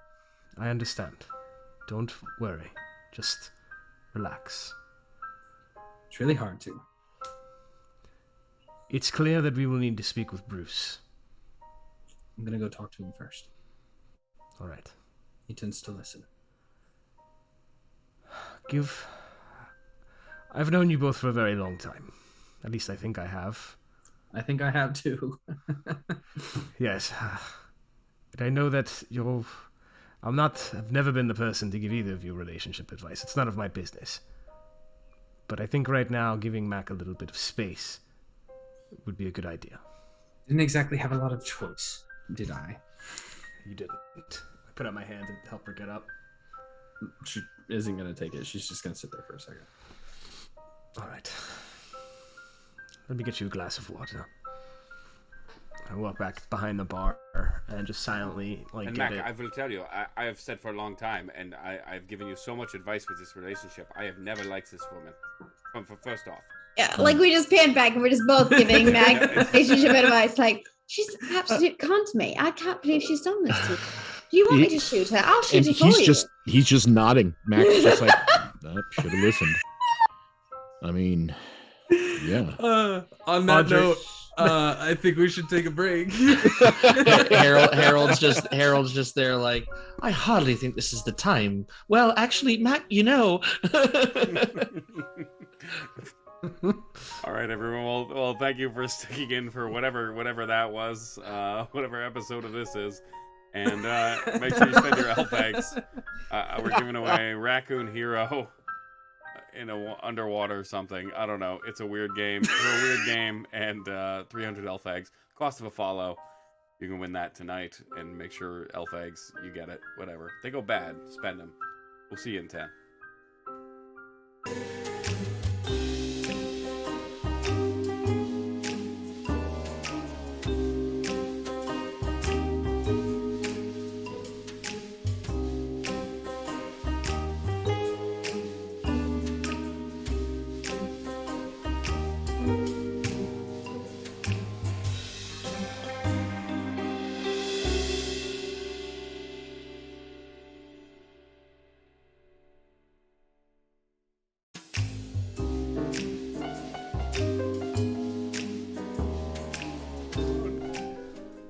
And yeah, it was a super clean bathroom. And he came out of the stall. And he's like, "Look at this photograph." It was weird. Man.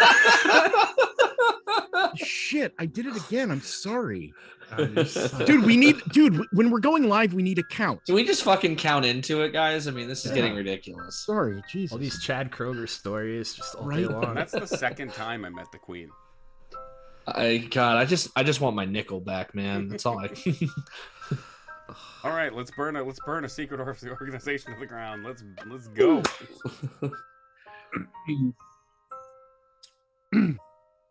Wait, sorry, I have to get somber and pissed off again. Connect myself to the machine. Hold on, let me. I need a lighter. Channel Mabel's depression. We need a machine to rage against, actually. Oh, okay, hold on. Mic check. Ha ha ha. I'll be the anti-man with the rock shocker. No. This is ridiculous, you guys. We're all over the place tonight. So, you guys have the room to yourselves. Is there anything else you would like to do in here and talk about before you move forward? So what the fuck? What? And I cannot stress this enough. The fuck. The fuck. I echo your sentiments, Adelaide. Who? Oh, sorry. Oh my goodness. I echo your sentiments. Vix, who's he Fine. talking about? I had no idea. Sorry. I told you never to call me that. Sorry.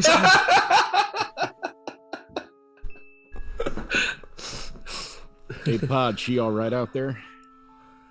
She'll be all right. That's But- too bad. Oof. I don't say anything. By the way, What was that? apparently wherever out there is, because we are all, I guess, in around an infinite possible space that may exist or may not exist. Right. I mean, something like our whole lives could be a lie. Yeah, we are apparently it's a fever dream of some mad undead creature. I don't quite think, and I need to look into this, obviously. I don't quite think that's what, at least they believe that this is. Would I be aware of alternate planes of existence, like the Nine Hells, obviously, or the Plane of Fire, or any of these places? Yeah? I would assume so, yeah. Sigil, or anything beyond that, like. Yeah. So, I mean, how do we not know that this creature, even if it was real, per se, that this fiery existence outside of us is not the Plane of Fire, or the Nine Hells, or the Abyss? Or well, the phlogiston. I mean, it's not exactly something we'd have paid attention to. Much like I don't recall any time in my life, despite knowing of various planes, to ever actively search for one. Well, it's been nearly impossible. As far as I'm aware, we've been disconnected from everything. After the dimming, it's the Feywild, Shadowfell. It's stories and books now. But there are very real creatures that proclaim them to have been real at some point in time. Even our very own captain of the police force. It just don't make sense because people who have fled the city doing crimes have been outside the city, and I've apprehended them and brought them back. So if they could get out, maybe it's the city and some miles outside the city. Maybe there's an edge, an end to it. I mean, it's entirely possible that it wasn't just the city that was taken. look, I don't. The last This is time any of you have been outside the city and come back, like a vacation, a holiday. I've never been outside. Mac would have the been the city. last one. yeah, a handful of years ago. I've had no reason to leave. I grew will up be outside clear. the city. You all do remember going outside of the city very clearly. Not Pip. Pip. Well, not Pip. Born, raised. But, yeah, I had been on investigations, with T. We had left the city many times. How far did you go? I don't know. We've a younger. Did you travel for days, months, hours? It was hours by train or by car. Our investigations, of course, this was a decade ago. The Weatherford investigative services significantly more well off back then. That was Maybe that sort of Mac and Tristan's heyday. Maybe that's why people don't have a lot of incentive to go anywhere. Well, I mean, there ain't really much out there. I mean, it's like, roads and hills and stuff like that. But I don't know. It just don't make sense that if people come in and out, people die, people get born. It's like these. We remember being other places that are actual like places like cities. Yes, you would remember those places. And the world was always dim, so it's whenever dimming occurred, if it has some sort of relation to it, would be. That doesn't seem. What if it's not just Kasmar, and what if it's not just around Kasmar? What if it's everything? Well, then, if that is truly the case, Harold, then what is the point? Like, this is all made up? Well, perception is reality, is what I'm saying. So what does it matter? If the prime material plane is now a different plane of existence, if you want to call that this, then it is no difference.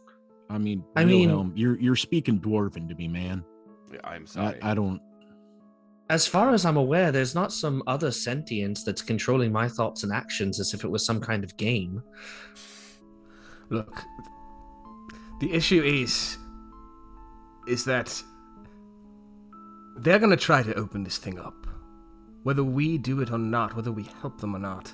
So either we get on board or we let them open a door into the plane of fire, or the phlogiston, or the abyss. Again, not sure that's what they're trying to do. Well, at least if we assist them in whatever they're trying to do, we have some kind of influence over it. Well, what if we talk to the head, not just his lackey? Bruce. Whatever his name is. It's Bruce. I'm with Wilhelm on this one. I didn't quite like him. Did we meet Bruce? Whoever's running this organization, again, I am not particularly happy with the standards and practices, we will say. I think this type of thing is, we are going to figure it out. There are people like Harold out there, much of his family, to be honest, who are brilliant minds who could help solve these types of things. They have not tapped these people. To call my family members brilliant minds is a bit of a stretch. When Pip and I were in those cells, and she tried to explain the dead wizard thing and all that, I asked her, I'm like, why can't we go to, like, come on, there's damn dragons in this city. Like, the things have lived for like hundreds and hundreds of years. Yes, I mean, there's instead we recruit Alan. Right. Like, but what I'm saying is there's a lot of people out there, like no offense, gentlemen, but like there are people out there that know a hell of a lot more about magic and stuff. But no one here now, aside from maybe an immortal folk that's escaped the knowledge of others. People aren't living as long as they should. I mean, there are elves that die in 100 or so years, 150 years. Normally according to the stories, according to the books I've read, they should be near immortal. I mean, we're talking hundreds, if not close to 1,000 years. But no one lives that long here. Yeah, no one has since the dimming. There has to be somebody here that's like really big into magic. What about them squiddy guys that like run all the stocks and all that? Like they know. Don't like to pay them any mind. Yes. But like they know, like, brain stuff and all that. And you've got, I mean, like literally, there's dragons out there. Vampires as well. Right. I have heard rumors that there are some creatures who have bypassed that 150-year barrier.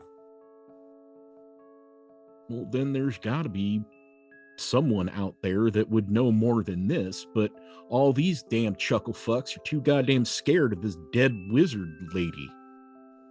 Well, I mean, they said it that every time someone's introduced, things start falling apart. So there's an inherent risk in It's bringing becoming anyone in. self-aware. I think that's just them not understanding and them fucking up somehow. I mean, they have rogue agents that are like trying to kill us while we're just trying to do our job. So the only thing I will tell you is, and believe me, Mac, I am not on the side of whatever this is, to be honest, and all of it stinks of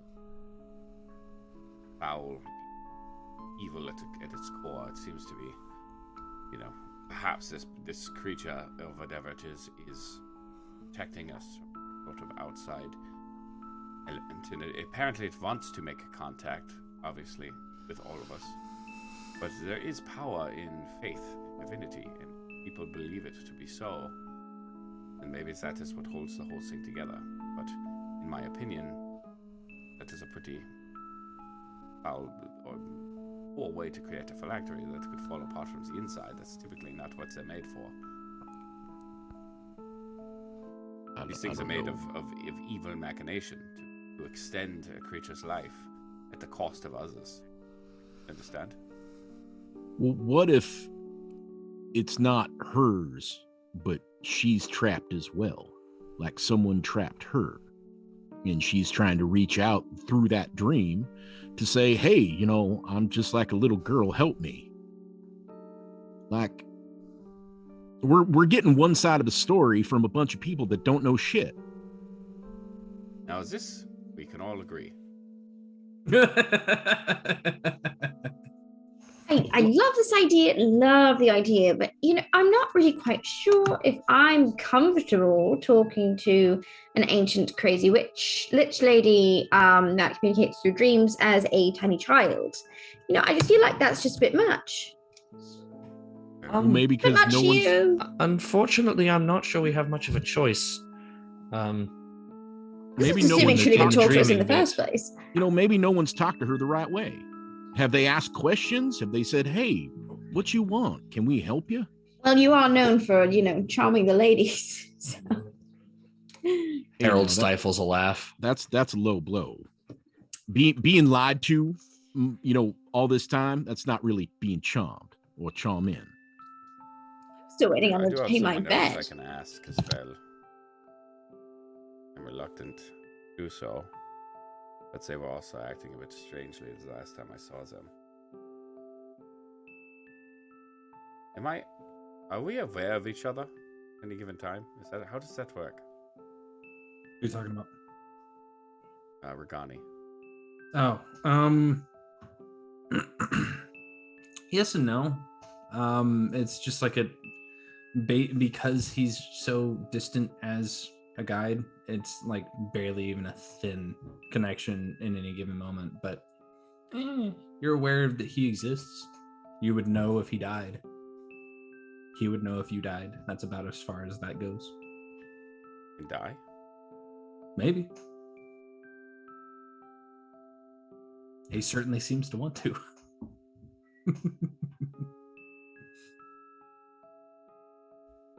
Mac will move over to the door. Not open it, but just say really loudly, hey, so were you going to meet this big guy or what? Well, I guess before we go into this, seeing all of you are, at least for the most part, put together and safe, I guess I can attempt to play along. Is that our scheme here? Play nice? At least I'd like an opportunity to observe what they are observing. If, at the very least, I mean, I may not understand anything any more than they already do, but at the very least, I can know that what they say is true enough. In other words, that not only do they believe what they say, but they have a good amount of reason to believe what they say. Here's the thing. Can we trust what they say? Because one of them has been lying a lot. Oh, absolutely not. That's why I'm suggesting this. All right. I've Well, always go ahead, Pip. I've always found in times when I don't know all the machinations of Funny. those around me that it is usually pertinent to just agree and say yes and fall in line and then do whatever you want after. No, Pip, as you know, not your direct employer, but we'll say kind of supervisor. It's a little disturbing to hear you say those words, but nonetheless, I would prefer friends, Wilhelm. Well, of course. Please, I please, treasure you all dearly. But please, if I ask you to do something, just do it. Don't just yes me, okay? No, I have more respect for you than that. Good. Actually, once we get all out of here, we got to talk to Weatherford, because Pip ain't no intern anymore. He's under stripes. He solves his case for certain. I found Tannel. I stabbed her too. I say we. I say we. Nicely done. We make a deal, at least, that something happens with Tannel to the point where her husband is aware, so we can actually close the case. 2, that anything we've been charged with is completely taken care of. Like, that's the bare minimum. 3, I think we should be able to bring Weatherford in so that we don't have to act in secret around him. Absolutely. If he's not already in, who knows? They mentioned pieces of the phylactery. I would be curious to know if I could look for more. Well, any, I suppose. Harold's like now looking around to see if he can see if there's any kind of thing that looks like it's listening. Make an investigation check. Ooh, 17. 17. Seems like you were perfectly fine in this room alone. I think at this point, Pip will also speak up and be like, "Hey, when did you have time to rebuild Flimsy?" That's the thing. It simply just appeared and had a different sort of look to him.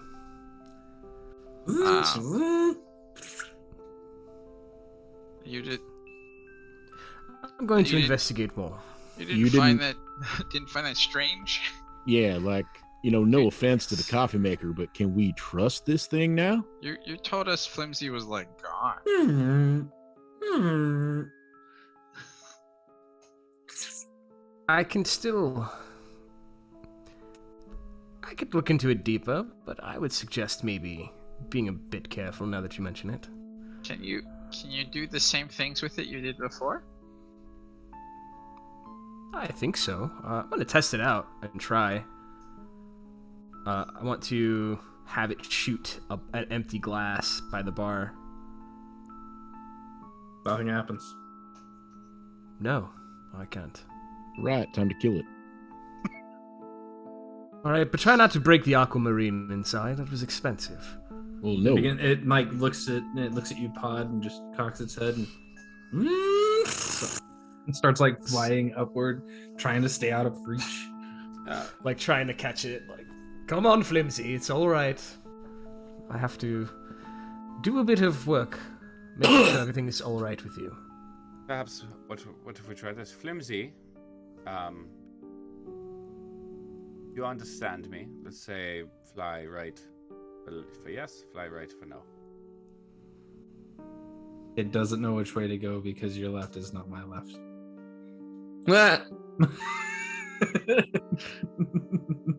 Do up and down. Do up and down. Up for yes, down for no. It flutters up.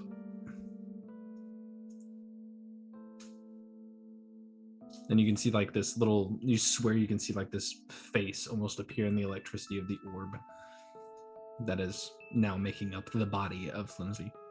Flimsy, do you know what's happening here?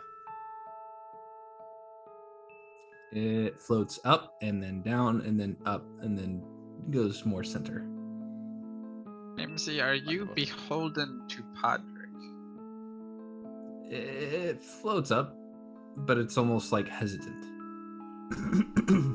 Like Are there's you something insight check? Now I know we've all completely lost our minds. Talking to a coffee maker.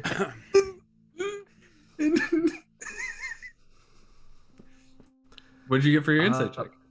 Oh, it was a 16 plus a decent amount. It's 16 plus 5 is 21. if this thing has a brain, it's conflicted on its feelings, and it's not because it's not beholden to Podrick, but it seems as though it may or may not be beholden to someone else as well. Ah, I've got an idea. Podrick, someone has corrupted this.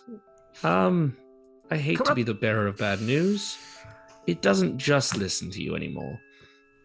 Yes, perhaps it is our crazy witch inventor undead creature now that has manifested it to guide us along our path.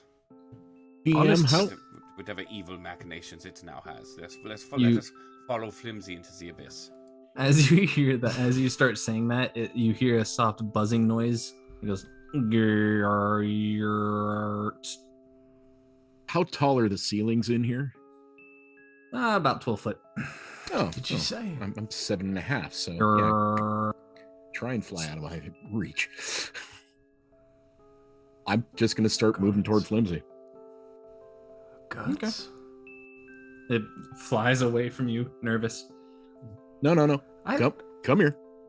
No. It's not going towards you, Mac. I'm gonna try and box it in to a corner. Cool. You successfully do so, and you can see the face. It is very clear now. The face and the electricity within the orb begins to like show fear. I'm just gonna very casually reach out my hand. Do we recognize the face? No, it's just like a electrical like smile turned to a frown with like two small orbs within the orbs that just kind of. I'm gonna reach out my hand, not aggressively, just slowly, and say, "Now come here." Make a persuasion check. Yep, I'm fucking not intimidating right now. You gotta stop. Oh, hey, that's not bad. I'm +2 with persuasion, so that'd be a 19. The facial expression within the electricity kind of goes neutral and then lands down on your hand. Now I'm gonna not looking at Flimsy's head, but into the orb where the face is. Mm-hmm. It's like, are you somebody out there, or are you something else? Can you talk? Gertz. I think it's a solid maybe. Your name is Gertz? I think it's saying no regrets. And it kind of flies upward a little bit and then lands back in your hand. Hey, didn't you tell it fly up for yes? So your name is Gertz. And it flies back up a little bit and lands back in your hand. All right. Can you say anything else other than Gertz?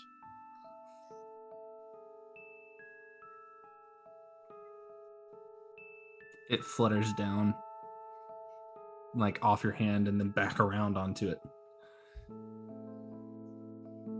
All right. Again, we've gone completely mad now.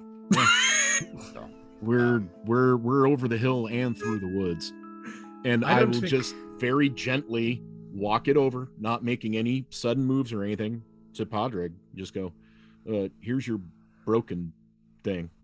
Gertz. Here's your broken Gertz. I take it and I put it on my antler, and I say, there's one of two things that will happen. Either it will try to kill us, or it will try to help us. yes, that's, I mean, So- yeah, par for the course. What is it a day that ends with Vi? Given the week we've had, I like those odds. Just kidding. I don't like those odds. Neither do I, but... Well, you know what I don't say? think Never it's- tell me the odds. Best way That's to fine. help us is Yes. by killing us. Yes. Well, that could be an option as well. If we can actually die. It starts giving off bird song. All right. I'll take a closer look later, but... Cast I don't magic think- missile on Vix. Flaming sphere, the whole room. We all I don't think die a flimsy- fiery death. How big is the room? Fireball. Suicide pact. 30 foot by 15. All right. Flimsy has no need to be deconstructed for now. No I don't disassemble. think. No disassemble. Oh, no, why not? Now we have another friend. Good. So, yeah, let's find a telescope, see what's going on. I'm game. Yeah, actually, in the spirit of our new friends, I cast Kool-Aid on at third level. I'm so tired. Do we really have to look through this thing now? Is there any way that there is a tavern inside of this phylactery somewhere? We're standing in a tavern. You're standing in one. Oh, my You've already drank quite a bit. yes. Look, It's all I starting just, to kick in now. I just want my revolver back in case Wilhelm and I decide to, you know. Speaking of, does anybody have a knife? Yeah, I'll toss up my knife to him. Yeah. Fucking Vix, man. Thank you. Vix I stresses will- me out. I will tuck the dagger away and hide it. Oh, you're keeping it. He doesn't for- have any. Look, they gave me back my stuff. They didn't give him back his stuff. Is borrowing. Borrowing. Just give it back. Borrowing. It's okay. We will. You know, It's okay. I will hide the Sharpie point. it's not like an heirloom or anything. It's just my favorite cheese knife. So I'm gonna go open the door. You gave me a cheese knife? no, it's just very good for slicing. Just Why do This you room have a looks cheese exceptionally knife? comfortable, and I am extremely tired. I may attempt to rest. I don't know if we leave here. I don't know the odds of them allowing us back. So Oh no, I just want to talk to the man and get Pip back his stuff and get me back my gun. Because we ain't doing nothing until we have all our things. Well, I kind of think this is not the kind of place where they don't let you back. I think this is the kind of place where you never really get to be Leave. on your own anymore. Yeah. So So yeah, I just open the worry door. that if we're going to start ruffling feathers, we ought to have what energy we can. And I know there are some of us, myself included, that are a little bit spent at the moment. I'm unlike my third wind. So, I'm good for now, but I am not getting a tight 8 here. Well, there are a couple couches if y'all want to crash. I'm sorry. That sounds like a It's plan. me. And We have to Go ahead. wait for Bruce. I was going to We say, don't know when he's let coming. me correct that. I do not want to stay here for 8 hours. Fair, yeah, true. I don't know that I have anywhere better to stay for the next 8 hours. Is the door unlocked? Yeah, is It the door is. locked? Yeah. No. I opened the door. Is Len or her out there or anything? No. You've been left to your own devices, it seems. No one greets you. No one stops you. I guess maybe we have to find him. I do wonder this. Is there anywhere better, given that at least part of a police force is currently looking for us? Is there anywhere better than here for us to get arrested at the moment? It doesn't seem, at this time at least, that they're looking to do us any harm. I mean, if they were, there are about 8,000 of them to 5 of us. I'm sure we could take out a few, but even I'm not enjoying those odds. I feel that if there is a safe place at all, it may well be here.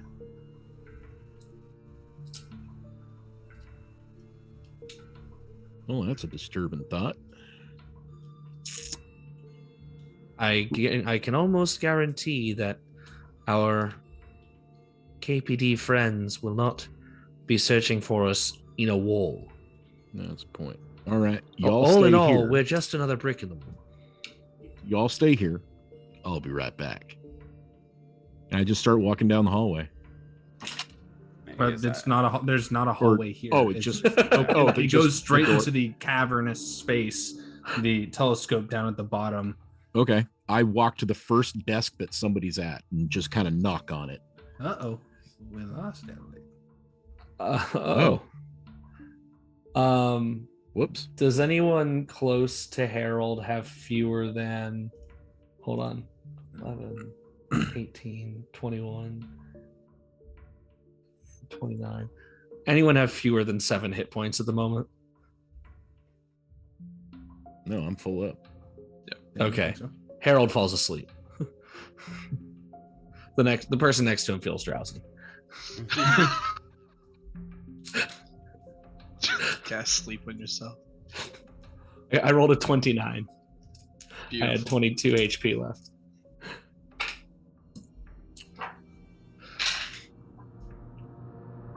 Harold is hoping magical sleep will not induce lich dreams. Wait, does the stream currently look like a Mondrian painting? It does, because we lost a player here. Right. Perhaps we should hop to break again for a second? Yeah. I think we ought to hop to break for a minute. Yeah, Let's see what's going on. Let's take another quick break. Sorry, folks. Let's see if we can get her back. And I don't know why I'm still talking like this. And we'll see you then. Okay, just give us a second. Yep. Talk to us in chat. We love it.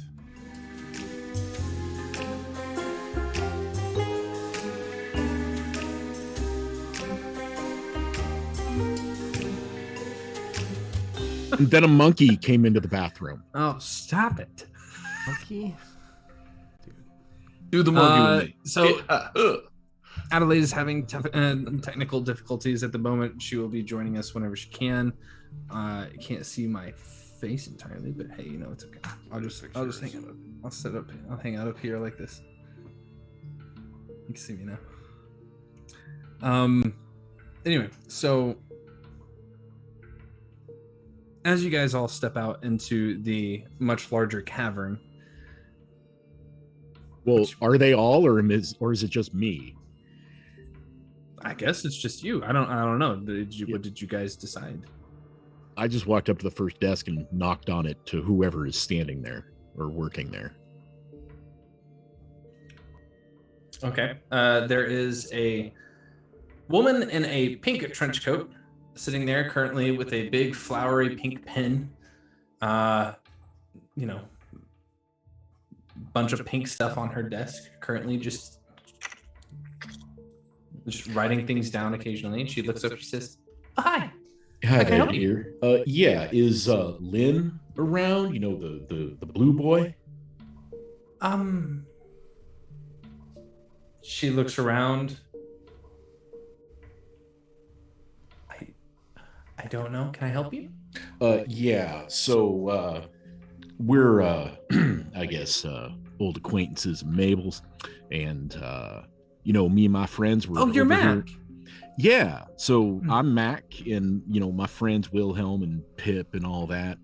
Padraig. We're all pleasure over to in meet the you. room. I'm and she puts a hand out. She says, "I'm Emma Larson." I'll absolutely just very gingerly take it. Emma, Ms. Lawson.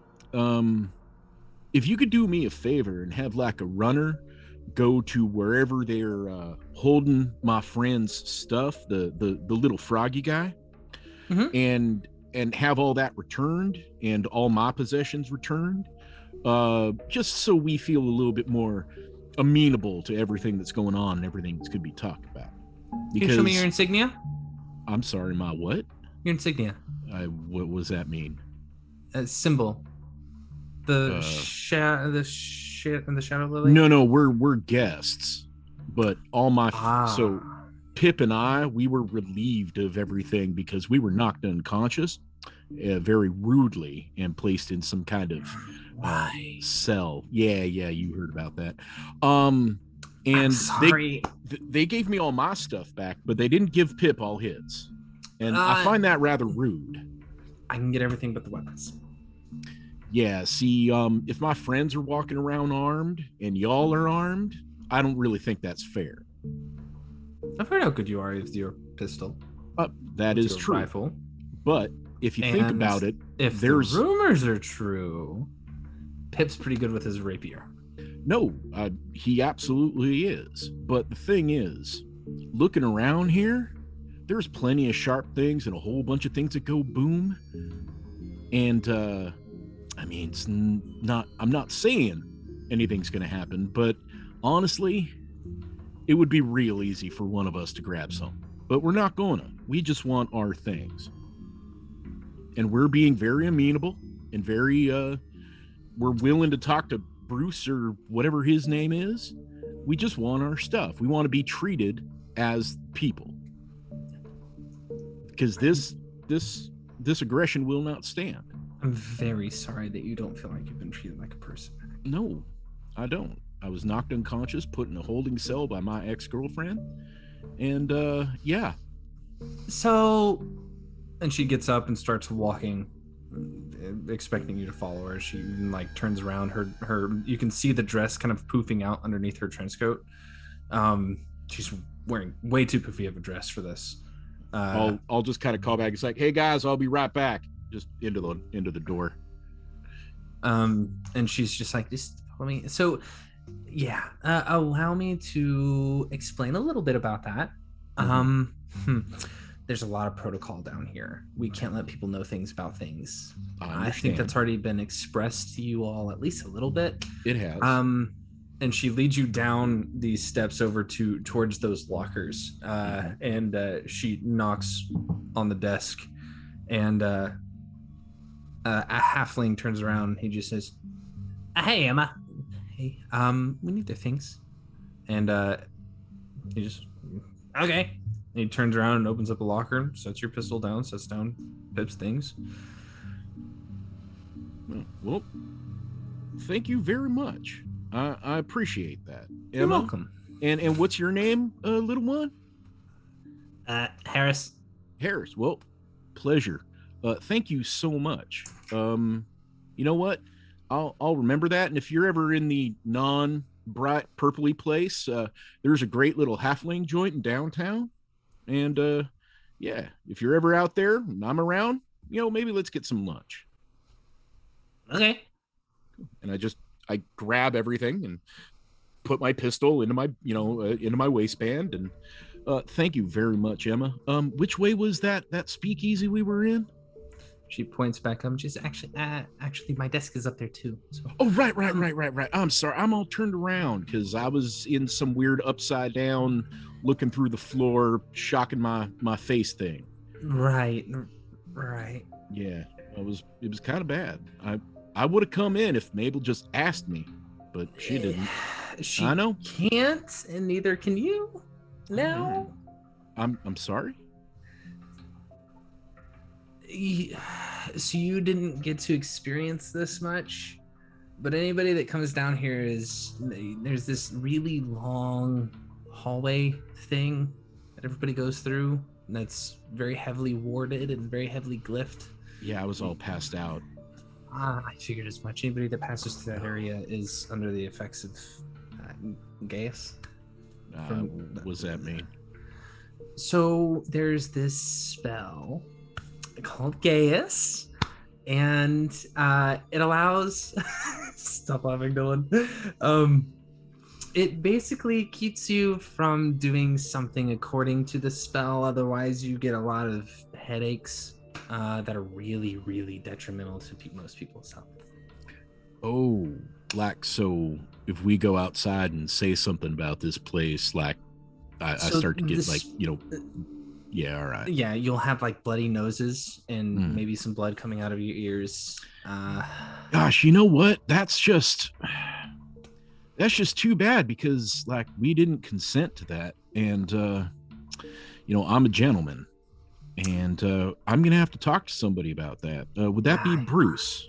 Probably, yeah. All right. Well, no. I mean, I know you're not a direct representative of him or what happened, so I'm not in any way blaming you. But I appreciate you telling me. So, And Malik, I'm just going to give you a heads up, Mac. I've heard that you have had a rough time here. Just a bit, yeah. And Malik Bruce is kind of responsible, like trying to wipe your own ass with sandpaper. He's a little bit cantankerous. That's definitely a word. Brusque. That is also a good word. Salty. Kind of an asshole. Definitely. Got it. All right, but he means well. Promise. Yeah. I've heard that. You know, a lot of people in higher positions that have a lot of people follow them tend to see that. But I very much appreciate. And I know. Do you want to know like the specifics of the Gaius?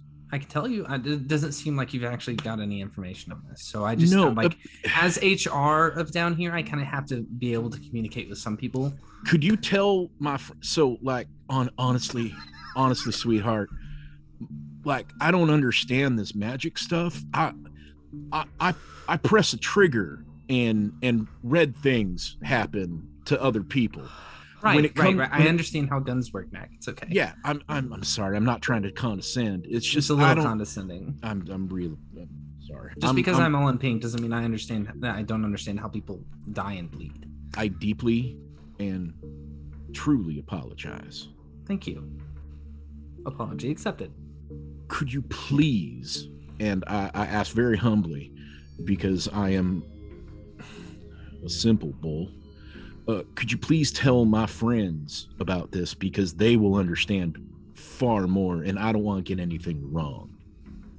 Sure, just have them come by my desk. I'll be sure to show them the various different pamphlets that we've got on the situation. If you awesome. Thank you very much. I'm sorry to take so much of your time, but let me go tell them. I'll be right back. She puts a hand on your arm because she can't reach all the way up to your shoulder, and she says, "Of course, Mac. Thank you."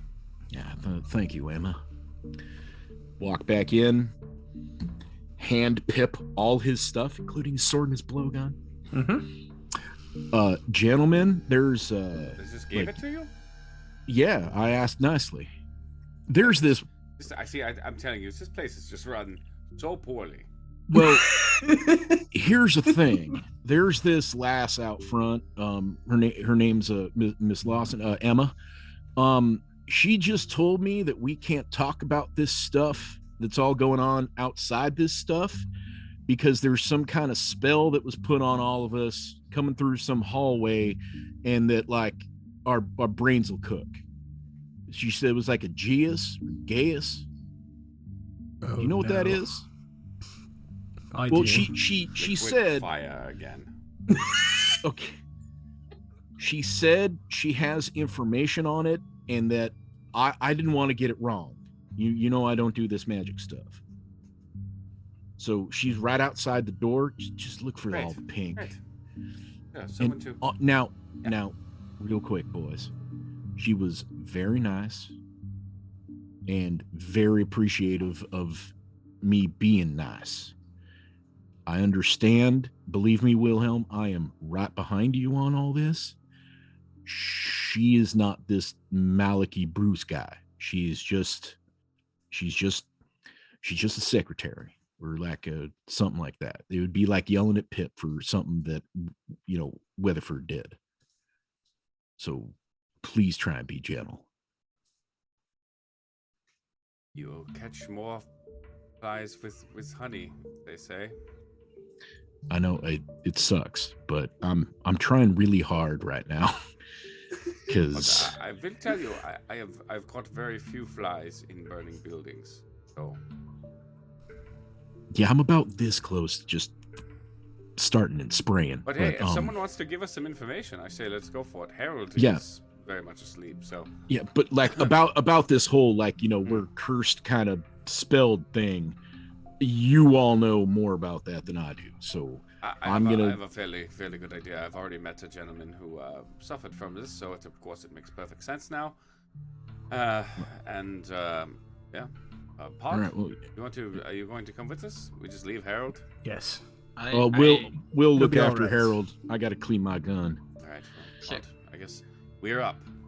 Let's go. Yeah, Pip, let's stay here because it's magic shit. Let's go speak Yeah, with HR. now that I've got my stuff back, here, I immediately break open one of my like ration packs and pulled out some of the dried fruit, the nuts, some hard cheeses and stuff like that. You take my cheese knife that I have now. Cut the cheeses. And I give this will help Mac. This is always what you need. And I give him some of the dried fruits and nuts, and I'll start eating a little bit of the jerky and some of the hard cheeses. And I will start filling up my canteens with water from the bucket, and then I will place myself between Harold and the door. Got it. Mac is not approaching the bar at all, which is very out of place. Here's some water, Mac. I will go with the that ain't water from your bucket, is it? No, it's from the other thing. There was some left. Okay, cool.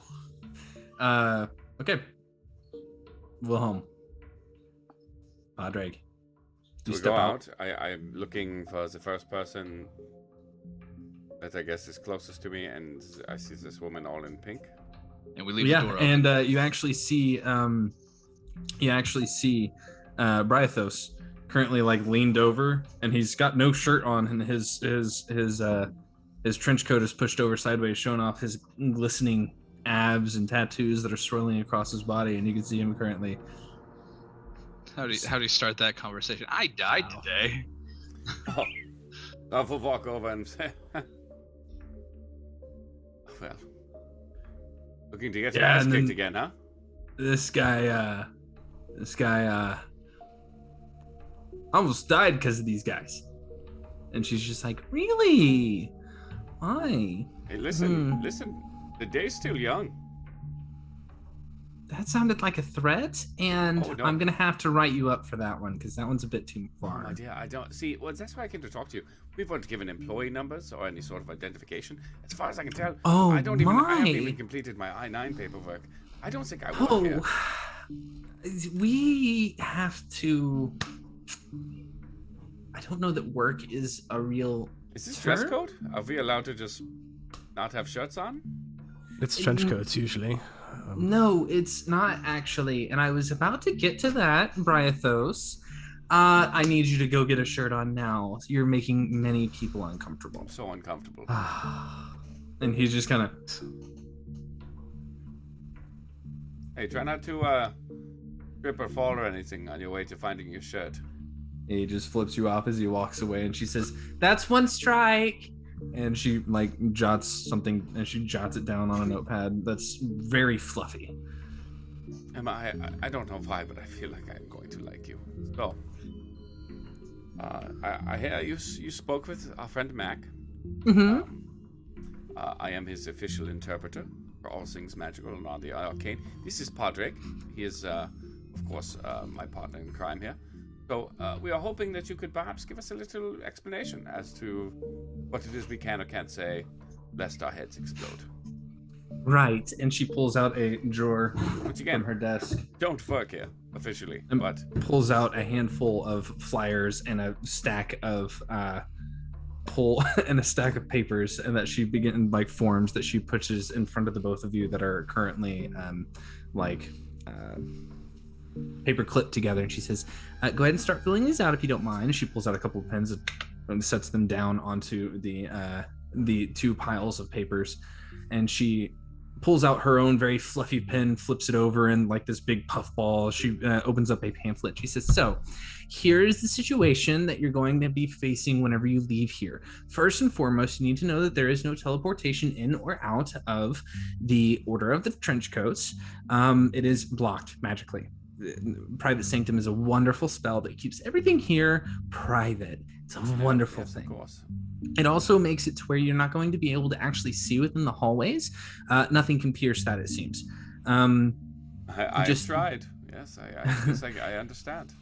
I believe you. You're very, very resourceful. We've met before. We haven't. Here, you'll see that there is a section here on the actual dais itself in the hallway. It actually gives some proof. It's an unspoken NDA of sorts. Whenever you walk into it, it is an agreement that you will be keeping these things secret. And whenever you exit it, you will be under the effects of the dais. These things are going to be the stipulations of such a thing are that you can only speak about things that you have seen and known here and learned here with those that have done similarly. Breaking that will make things a little more painful. Yeah, no, I understand. I've seen the consequences of such an action firsthand. Let me, I just, I'd like to know a little bit more about a company before I just join an organization.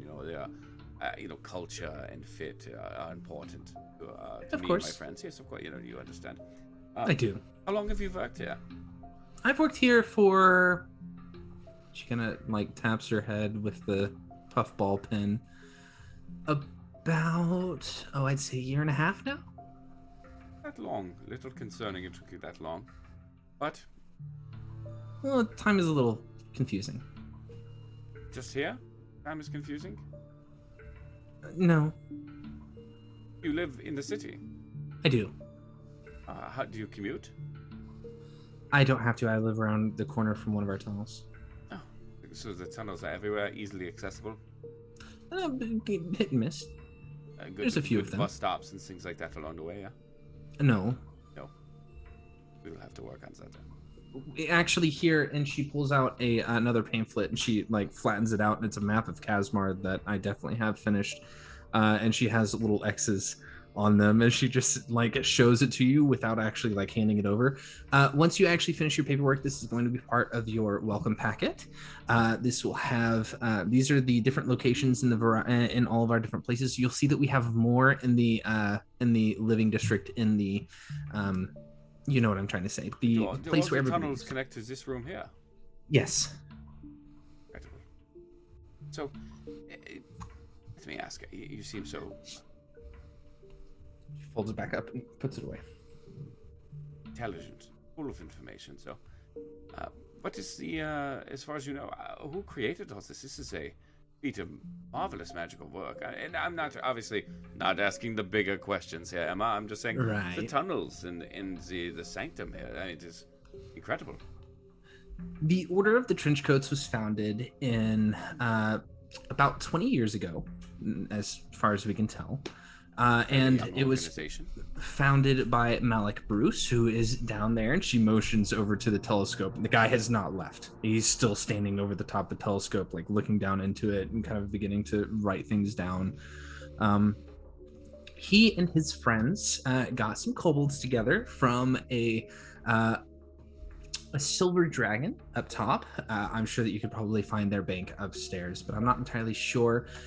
Made friends and a few different dwarves, and they carved this out for the most part. And over the course of the past 20 years, he has unintentionally garnered some attention from a few high-level mages, a few very intelligent people, to gather information for them and to ward this space and create our gaises, our various different NDAs for each individual tunnel. What about the so on and so original forth. manufacturers then? What about the dwarves that built it, the dragons? Are they all under this chaos? Yes. Well, except for the dragon. I'm not sure that the dragon is. How Does that will we work? know? I'm sorry, go ahead, Pot. I'm swimming with questions. It's all right. How will we know? Do they all have this tattoo of sorts? The ones that we saw on the way in. Correct. And she pulls out, she opens up her center drawer, and you can see her pull out a small, clear case. She opens it up, and it's just a bunch of needles. And she says, "We have all these tattoos." Let me see. May I have one? Once you finish your paperwork. Oh, I'm already done, and I hand it over. I think. And you filled it out? I've been filling it out this whole time since she gave it to me. She places the needle back in, closes it up, puts it back inside the drawer, and begins like filtering through it. It's going to take me about an hour to actually go through all this and make sure that it's all processed correctly and handled the way it needs to be handled, passed off to the higher ups. And we'll be giving your welcome pack to you. It'll include a needle. I did want to ask you, how do I apply to have access to some of your machinery in the machine shop? I'd like to speak with your engineers. There's no need to apply. We already know where you're going to fit well. Good. How do you know so much about us? Well, we tend to keep tabs on people who are chasing us down. I mean, we weren't really chasing you down, per se. You were chasing down one of our former employees. Tanil Yintrist has been... Chase is a very dirty word to me. It sounds like we are some sort of I'm villains sorry. in a high-speed chase. I would... Pursuing? That's not the correct word either. What word would you prefer?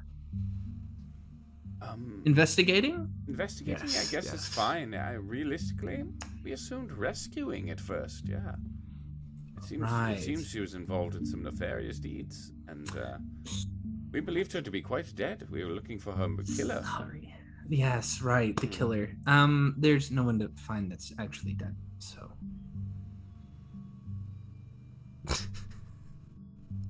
Pod just starts laughing. You are an interesting person. Thank you. I find you very interesting as well. I don't know how to react to you, but I will say this: you are the most amenable person that I've met here, at least, and for that, Thank you. Yes. I appreciate it.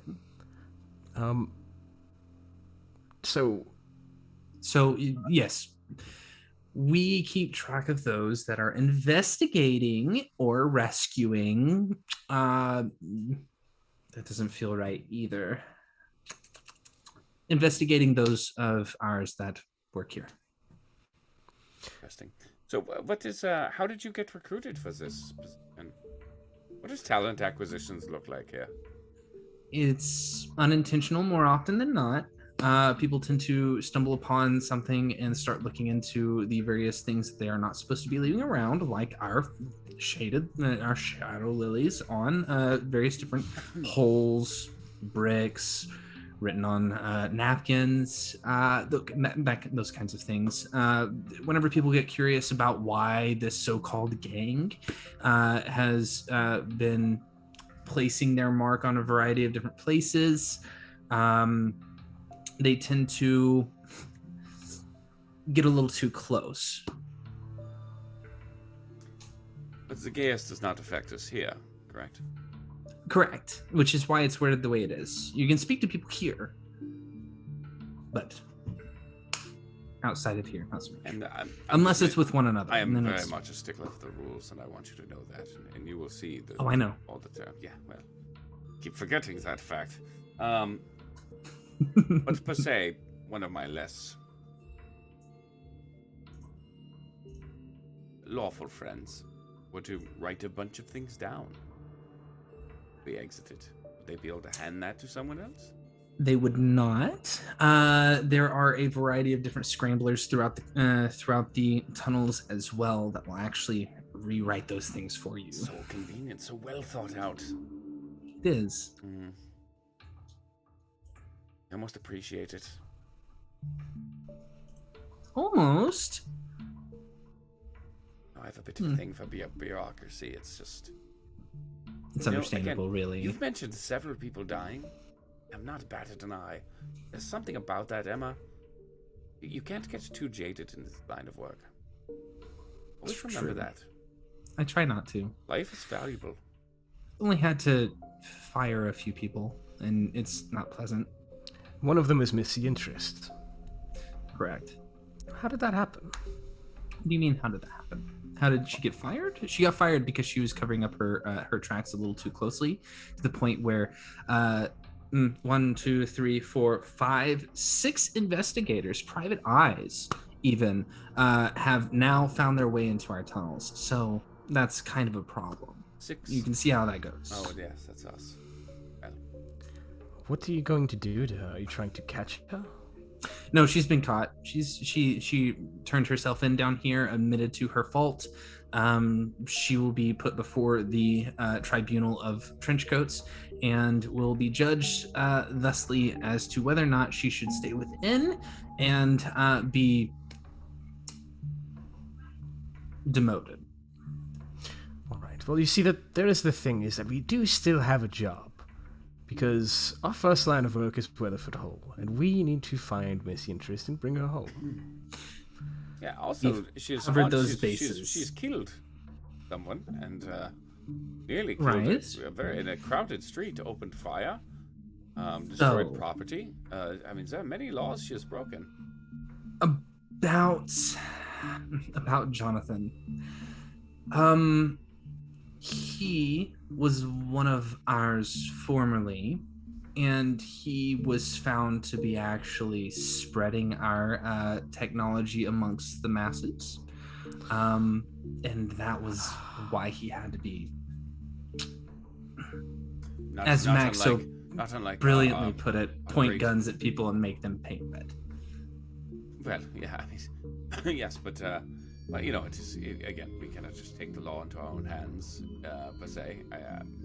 The law doesn't exist in Kasmar, but that's beside the point. It was written by that one. And she points up to the crystal. Yeah, who creates technology and hands it out to the masses? I mean, I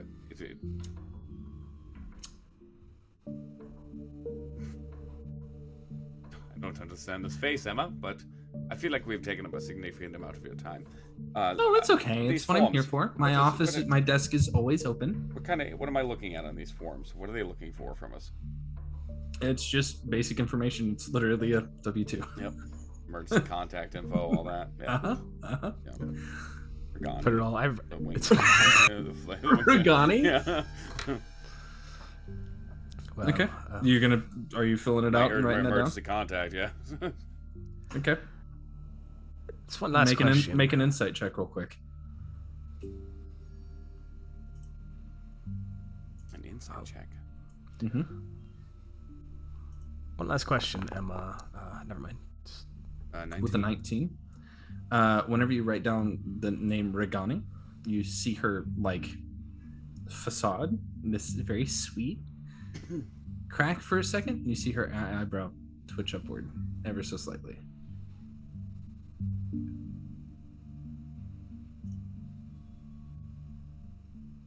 Are you familiar?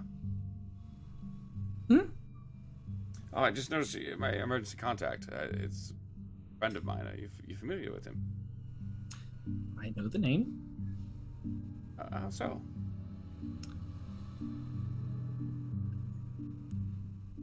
I'm sure. Kasmar's a big city. I'm sure it's a coincidence. I don't think I'm supposed to be the one to tell you about all of that. You'll get to meet Irvin one day. I'm sorry, Irvin? Mm-hmm. How will I know this Irvin when I meet him? Well, you'll know him. Love the fact that Justin is practically asleep over there. He's literally asleep. It's a good bit. His hand is raised. Anyway, you'll know whenever you meet him. You can't miss him. You can't miss out. Really. One last thing. Two last things. Do you know what like happened? your fourth last thing? But Oh, I'm sorry. Do you know what happened to my bird? she looks at it. I'm not a mechanical person, so nor am I highly magical. I just give information. All right. Last thing. Can I crash here for like overnight? I'm exhausted.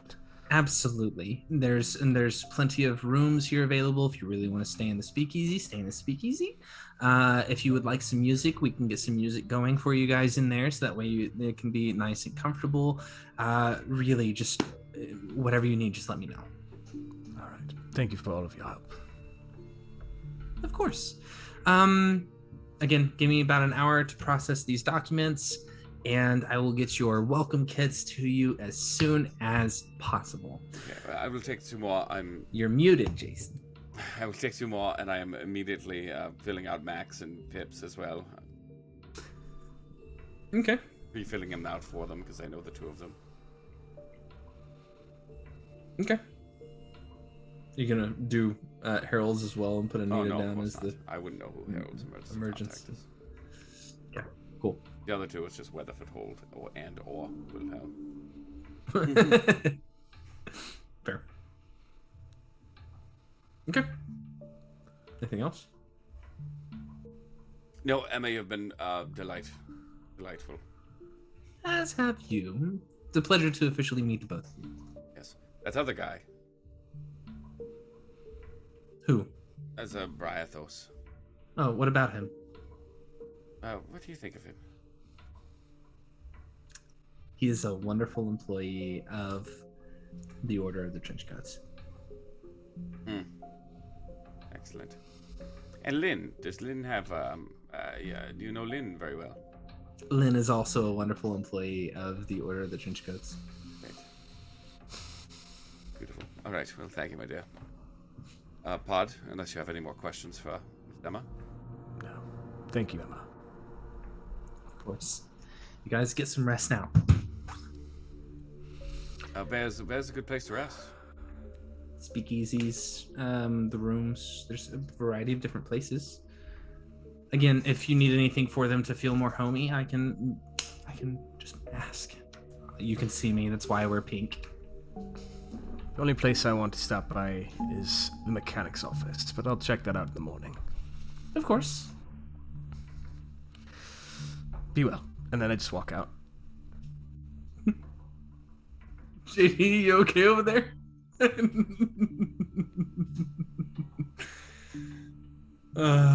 So I'll go back to Mac and Pip. I guess we'll head back there. So, did you find out if we're supposed to go to Bruce or Bruce is supposed to come to us? Well, Pip, I found out quite a bit of things. One is, I don't think it matters. I guess we just go talk to him. The whole place is a complete catastrophe. I mean, just look at the font on these forms. This is not even remotely correct. Why does that have my name on it? What are those forms? Apparently, again, and this is up to the rest of you. I couldn't help myself, but if we want to be employees here. I'm sorry, what? Apparently we are. So here's the thing: we're essentially trapped now. We're not trapped here. We can leave freely. We just can't speak about anything that happens outside of these walls. If we do, excruciating pain, perhaps even death. You physically will be unable to. If you remember our friend, well, Mac, you weren't there, Pip, you weren't there. One of the guys that brought us here, actually, in order to try to avoid that exact situation, flung himself off a building head first. We, of course, picked him back up, cured his wounds, because even death could not escape my fury at that point. But that is the level we are talking about. We are stuck now. These wards and everything were built by a cadre of kobold, dwarf, dragon, and powerful mages. Some point over the last 20 years. Wait. I guess to put it in terms you understand, Mac, we are right fucked. Yeah. All right. So some guy who couldn't talk about it was still able to bring you here? That seems like a loophole. We just sort of had to follow him. Yeah, it is, it's a complete catastrophe. I'm telling you. All right. So, like, if we go back to the office, can we, like, write a letter to, like, Weatherford and go, hey, by the way, there's... The second you try to write that letter and the thought enters your mind. Huh. What color was the dragon? Pain. Well, What? I did not consent to that, and I color already was have what? a job. What color was the dragon? Silver. Silver. Oh, it's a relief. Well, yeah, okay. What? Nothing. Just figuring some stuff out. It's cool. Would you like to share with the rest of the class? I was worried it was a white dragon, but it's not, so it's irrelevant. Well, I mean, I was worried it was a purple dragon, but I mean, while we're on the subject, Pip, do you know do you have many dragon friends? I'm just kind of worried about the whole dragon part. I have one that wants to talk to me for some reason. So I was just seeing if it was about this, and it's not. So that's great for now. Well, Not great for Yes, but later. so again, I guess back at my point, and Pip, we are going to have a discussion about this. Yeah. But hopefully he does not want to speak with you about this, because now you cannot speak. Yeah. Well, yeah. So you will literally be stuck between a rock and a ice-breathing dragon. Yeah. Yeah, maybe you're gonna be on probation as an investigator for a little longer. we can talk about it. It's fine. We can talk about it later. Let's figure out the paperwork. Yeah, well, I have a job. I ain't working for no company, whatever this is. Sorry. Like, we have a job. We're on a case. And one of their people is the person we're looking for. Here's what I want you to consider, Mac.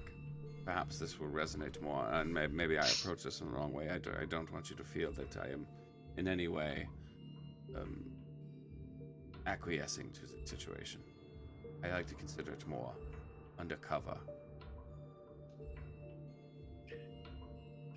So like I was saying earlier, we say yes, we get the info, we say we'll do whatever you want. Surprisingly, I agree with Pip in this one. And we do whatever we want after. So we choose. What if we just walk up to that, guy and just go, hey, so about that, and I just click and boom. Like, yeah, it's going to be bad. We're probably all going to die. But if he has something bad going on, well, that solves the problem for thousands and thousands of other people. Sort of, right? But consider this. There are hundreds of people here. And typically in these sort of situations, he kills this one man. Someone else is just going to fill that position. Yeah. And maybe they are worse. Maybe they are better. I think until we know more, I just don't feel comfortable making any decisions like that. But look, apparently, yeah. Apparently I was sleeping with the enemy for like better part of a good chunk of time. I don't really want to be paid by them. You know what I mean? I don't think they were going to pay us anyway. Oh, well, what kind of job is that then? One that we get says to in the alive. paperwork that you no longer have to worry about money. Oh, really? Yep. I must have skipped over that part. How did you skip over it? I mean, did you see this disgusting fonts they used? I mean, it's glaring at me. They even put money in green. What the fuck? Guys, this is a legal document. And if I don't have to, and honestly, if I don't have to worry about money, then what's the point of a W-2? Where are my taxes going? They're not helping the roads. I can. Tell I you guess that there much. aren't any taxes since none of this exists. I guess you're getting it. Yeah. I guess the That tells that to the dragons. The question is, do you want to play along? And I think I am going to, for now. Like I said, undercover. Well, if one dragon made it, does that mean another one can take it apart? Great question for our sleeping master of all things arcane. Yeah, I think he's out for a good long time.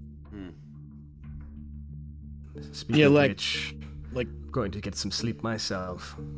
What, we're like staying here? If you don't have to.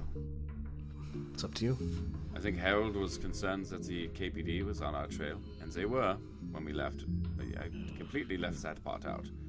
We've been really focused on you guys' thing, you know? Well, no, remember, Pip called the office, and Weatherford said, don't fucking come back here.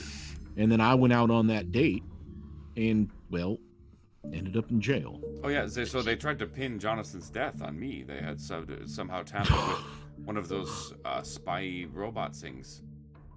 Really? Well, the guy responsible is in a fucking prison cell, like, that was next to me. Fucking Alan's here. What the fuck is Alan doing here? I don't know. Irritating the fuck out of me. When we were at the station, they told me he was there. So the other thing she said we get as an employee is they have a map with every entrance to the building. What? The entrance to the building is in Mabel's shop. No, there are multiple entrances, Mac, all across the city. That's what I'm telling you. They all lead to this room. What the fuck is going on? I tell you, it's If we had to find another dragon who could potentially undo this, we'd have to find a real old one. Pip looks up to Mac with his big frog eyes. I don't think we have a choice, Mac. I think for now we have to sign up and see where it takes us. I mean, I guess you don't have to. You don't if have we to. want to burn it. Odd and I can do it. Yeah, but then you can't talk about it to us. Well, here's the thing: none of us can talk about it anyways, unless we're in this room. That's a good point. That's right. Damned if you do, damned if you don't. Might as well. And we're not allowed to come. That's not the wording. The wording is you cannot talk about it to anybody who hasn't been in here. Correct. So if we are in Weatherford Hole speaking with each other, we just have to make sure that no one hears us. Yeah, I want to bring Weatherford in on this because I'm not keeping anything from my boss. We can't. If we aren't here with y'all, we can't back you up. Real time. Well, if Briathos was able to get us in here, here's the problem. If we bring Weatherford in, he is then in the same position we are in. That's something we want to do to him. He will sign this paper right away. You did see the part where it says you don't have to worry about money anymore, yeah? So, I mean, we know him. He will quickly close the doors when none of us will work here. But, look, I push things and they go boom. That's what I do. I don't know any of this magic stuff, and like, Mac, that's what you do. That's not who you are. well, if any of this is real or is not real, I don't know who I am. It's all real, Mac. The cold is real. The hunger is real. The laughter is real, and everything that we've experienced is real because we say it is. What if it's not real and that, weird little dead wizard is just like trying to trick us into being real? It doesn't change pain. It doesn't change the things we feel about other people. No, there's a lot I feel about another person right now. And those feelings are are sweet of you to say. But you would have done the same for me. Do you want those flowers? They look nice. Yeah, they were. This is a shame. You know me, and I hate to say, given the circumstance, if it does help to know that she literally could not have said anything, she would have died. That is the nature of this place. How she ended up here could have been a complete accident.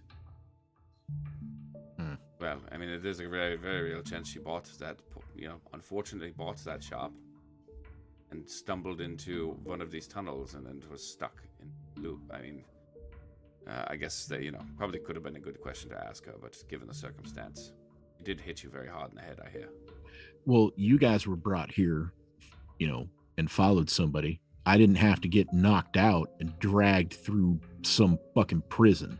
So I'd say there are choices that could have been made probably a long time ago that she didn't decide to do. Again, and that's all we're going to talk about that. Okay. Now, you know my feelings. I do. And you know what? You were right for all those years. Becca's a really lovely woman, works on the train. Yeah. There's like plenty. You'll play the field, anyway, man. There's a lot out there. We've got Plenty more of pressing fish in this things. phylactery. Oh, I can't even pronounce that phylactery word. I'm going to bed, and I walk away again. All right, look.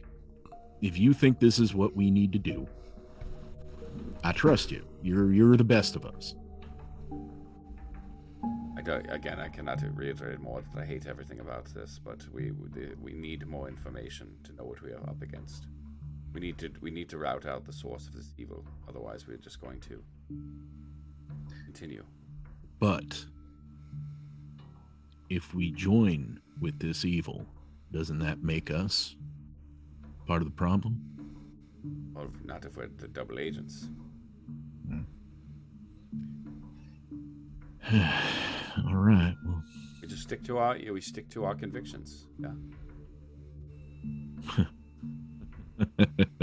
Or I guess with the rest of these gentlemen, if we get some sleep and I wake up with I was knocked out cold. I don't need to rest right now. I don't know if I can get to sleep, to be honest with you. I don't know how that. I know how Harold did it. It's probably smart. Well, I can wake him up if you want to do it again. no, let him sleep. You should probably get some rest too. Pip and I are we're okay, I guess. I don't know. If they're saying what's true about time being weird, we've been in here longer than you've been out there or something. I don't know. I think that meant like inside the filigree and not and outside the filigree. I don't know. Yeah. All right, well, fine. Let's go ahead and do this. But let's be us in this. I don't want any of us getting fucking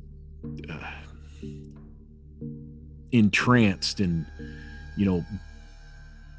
starting to believe this bullshit. I can't speak for everyone, but you know me. We'll figure this out. All right, well. Just another case.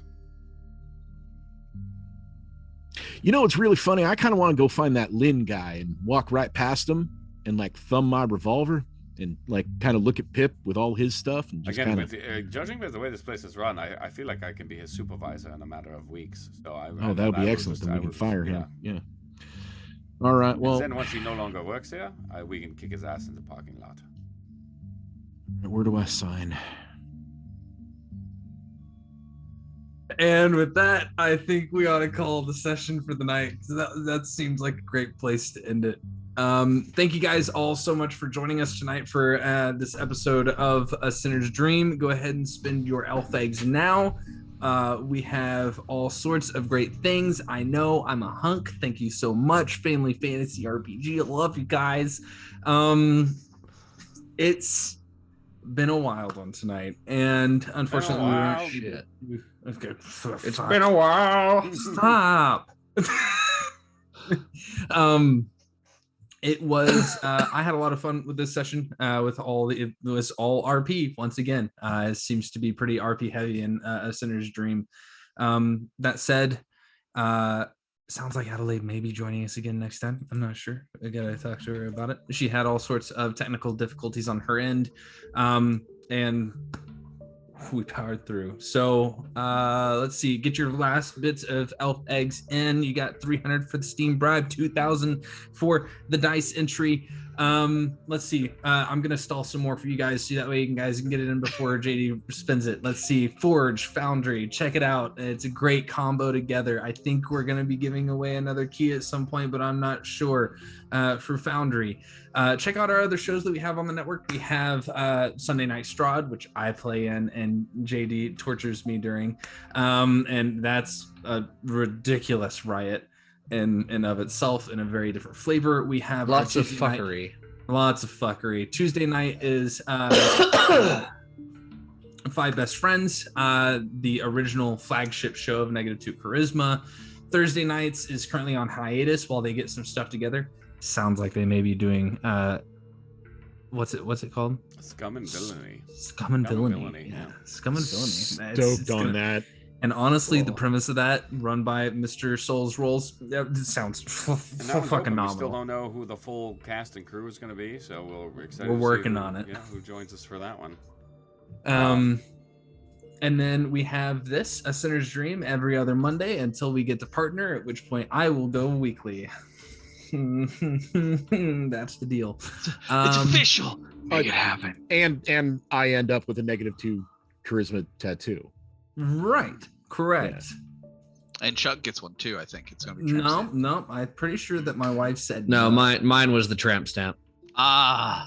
Yeah. Your wife said no. Equally fun. My wife said no. Wow. Well, that's a party pole. All right. Well, we'll settle for the butt cheek. He's just get a -2 Prince Albert. There you go. There you go. Sounds like it hurts a Took lot. a weird turn. All right, guys. Yeah, no. Figure out who we got winning the game tonight. What was the game called again? Raccoon in the Underwater something or other? Yeah, the Raccoon under the sea. In the underwater. Well, yeah, something along those lines. Under the sea. It was a wild game. Under the sea. Boys. I cashed in my alpha eggs. I hope you all did, because I can't wait to be that raccoon under the sea. I did for too. the dice. Yeah. It almost serendipitously has gone That's to the word. Z Kraken 55. So congratulations, No way! Z Kraken 55. Hey, Yes. that's Ryan. Congratulations, Congratulations, Ryan, on Raccoon Hero Under the Sea. I'd like to give it away, though. Can I give it away to one of our viewers instead? Oh my gosh, you can give it to whoever you want. Okay, I will. I'll give it to Kaida Holly. Is she in here? She is. CYTH. KYT. Here, I'm going to. Do you? Are you a friend of this person? Yes, she's been watching the stream since day one. Okay, great. I'm Nice. gonna send you the Rock key. on. Send it wherever you want. All right, sounds Brilliant. good.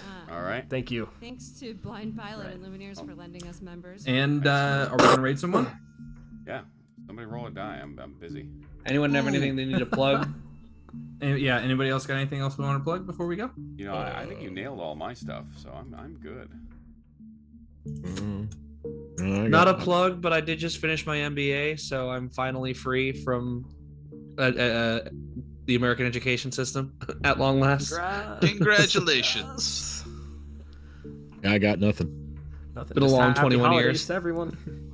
Oh, right. Yeah, like, happy holidays and happy Christmas Yeah. and all that. Hanukkah was already way back. Why am I I was still gonna say- talking like Mac? What the fuck?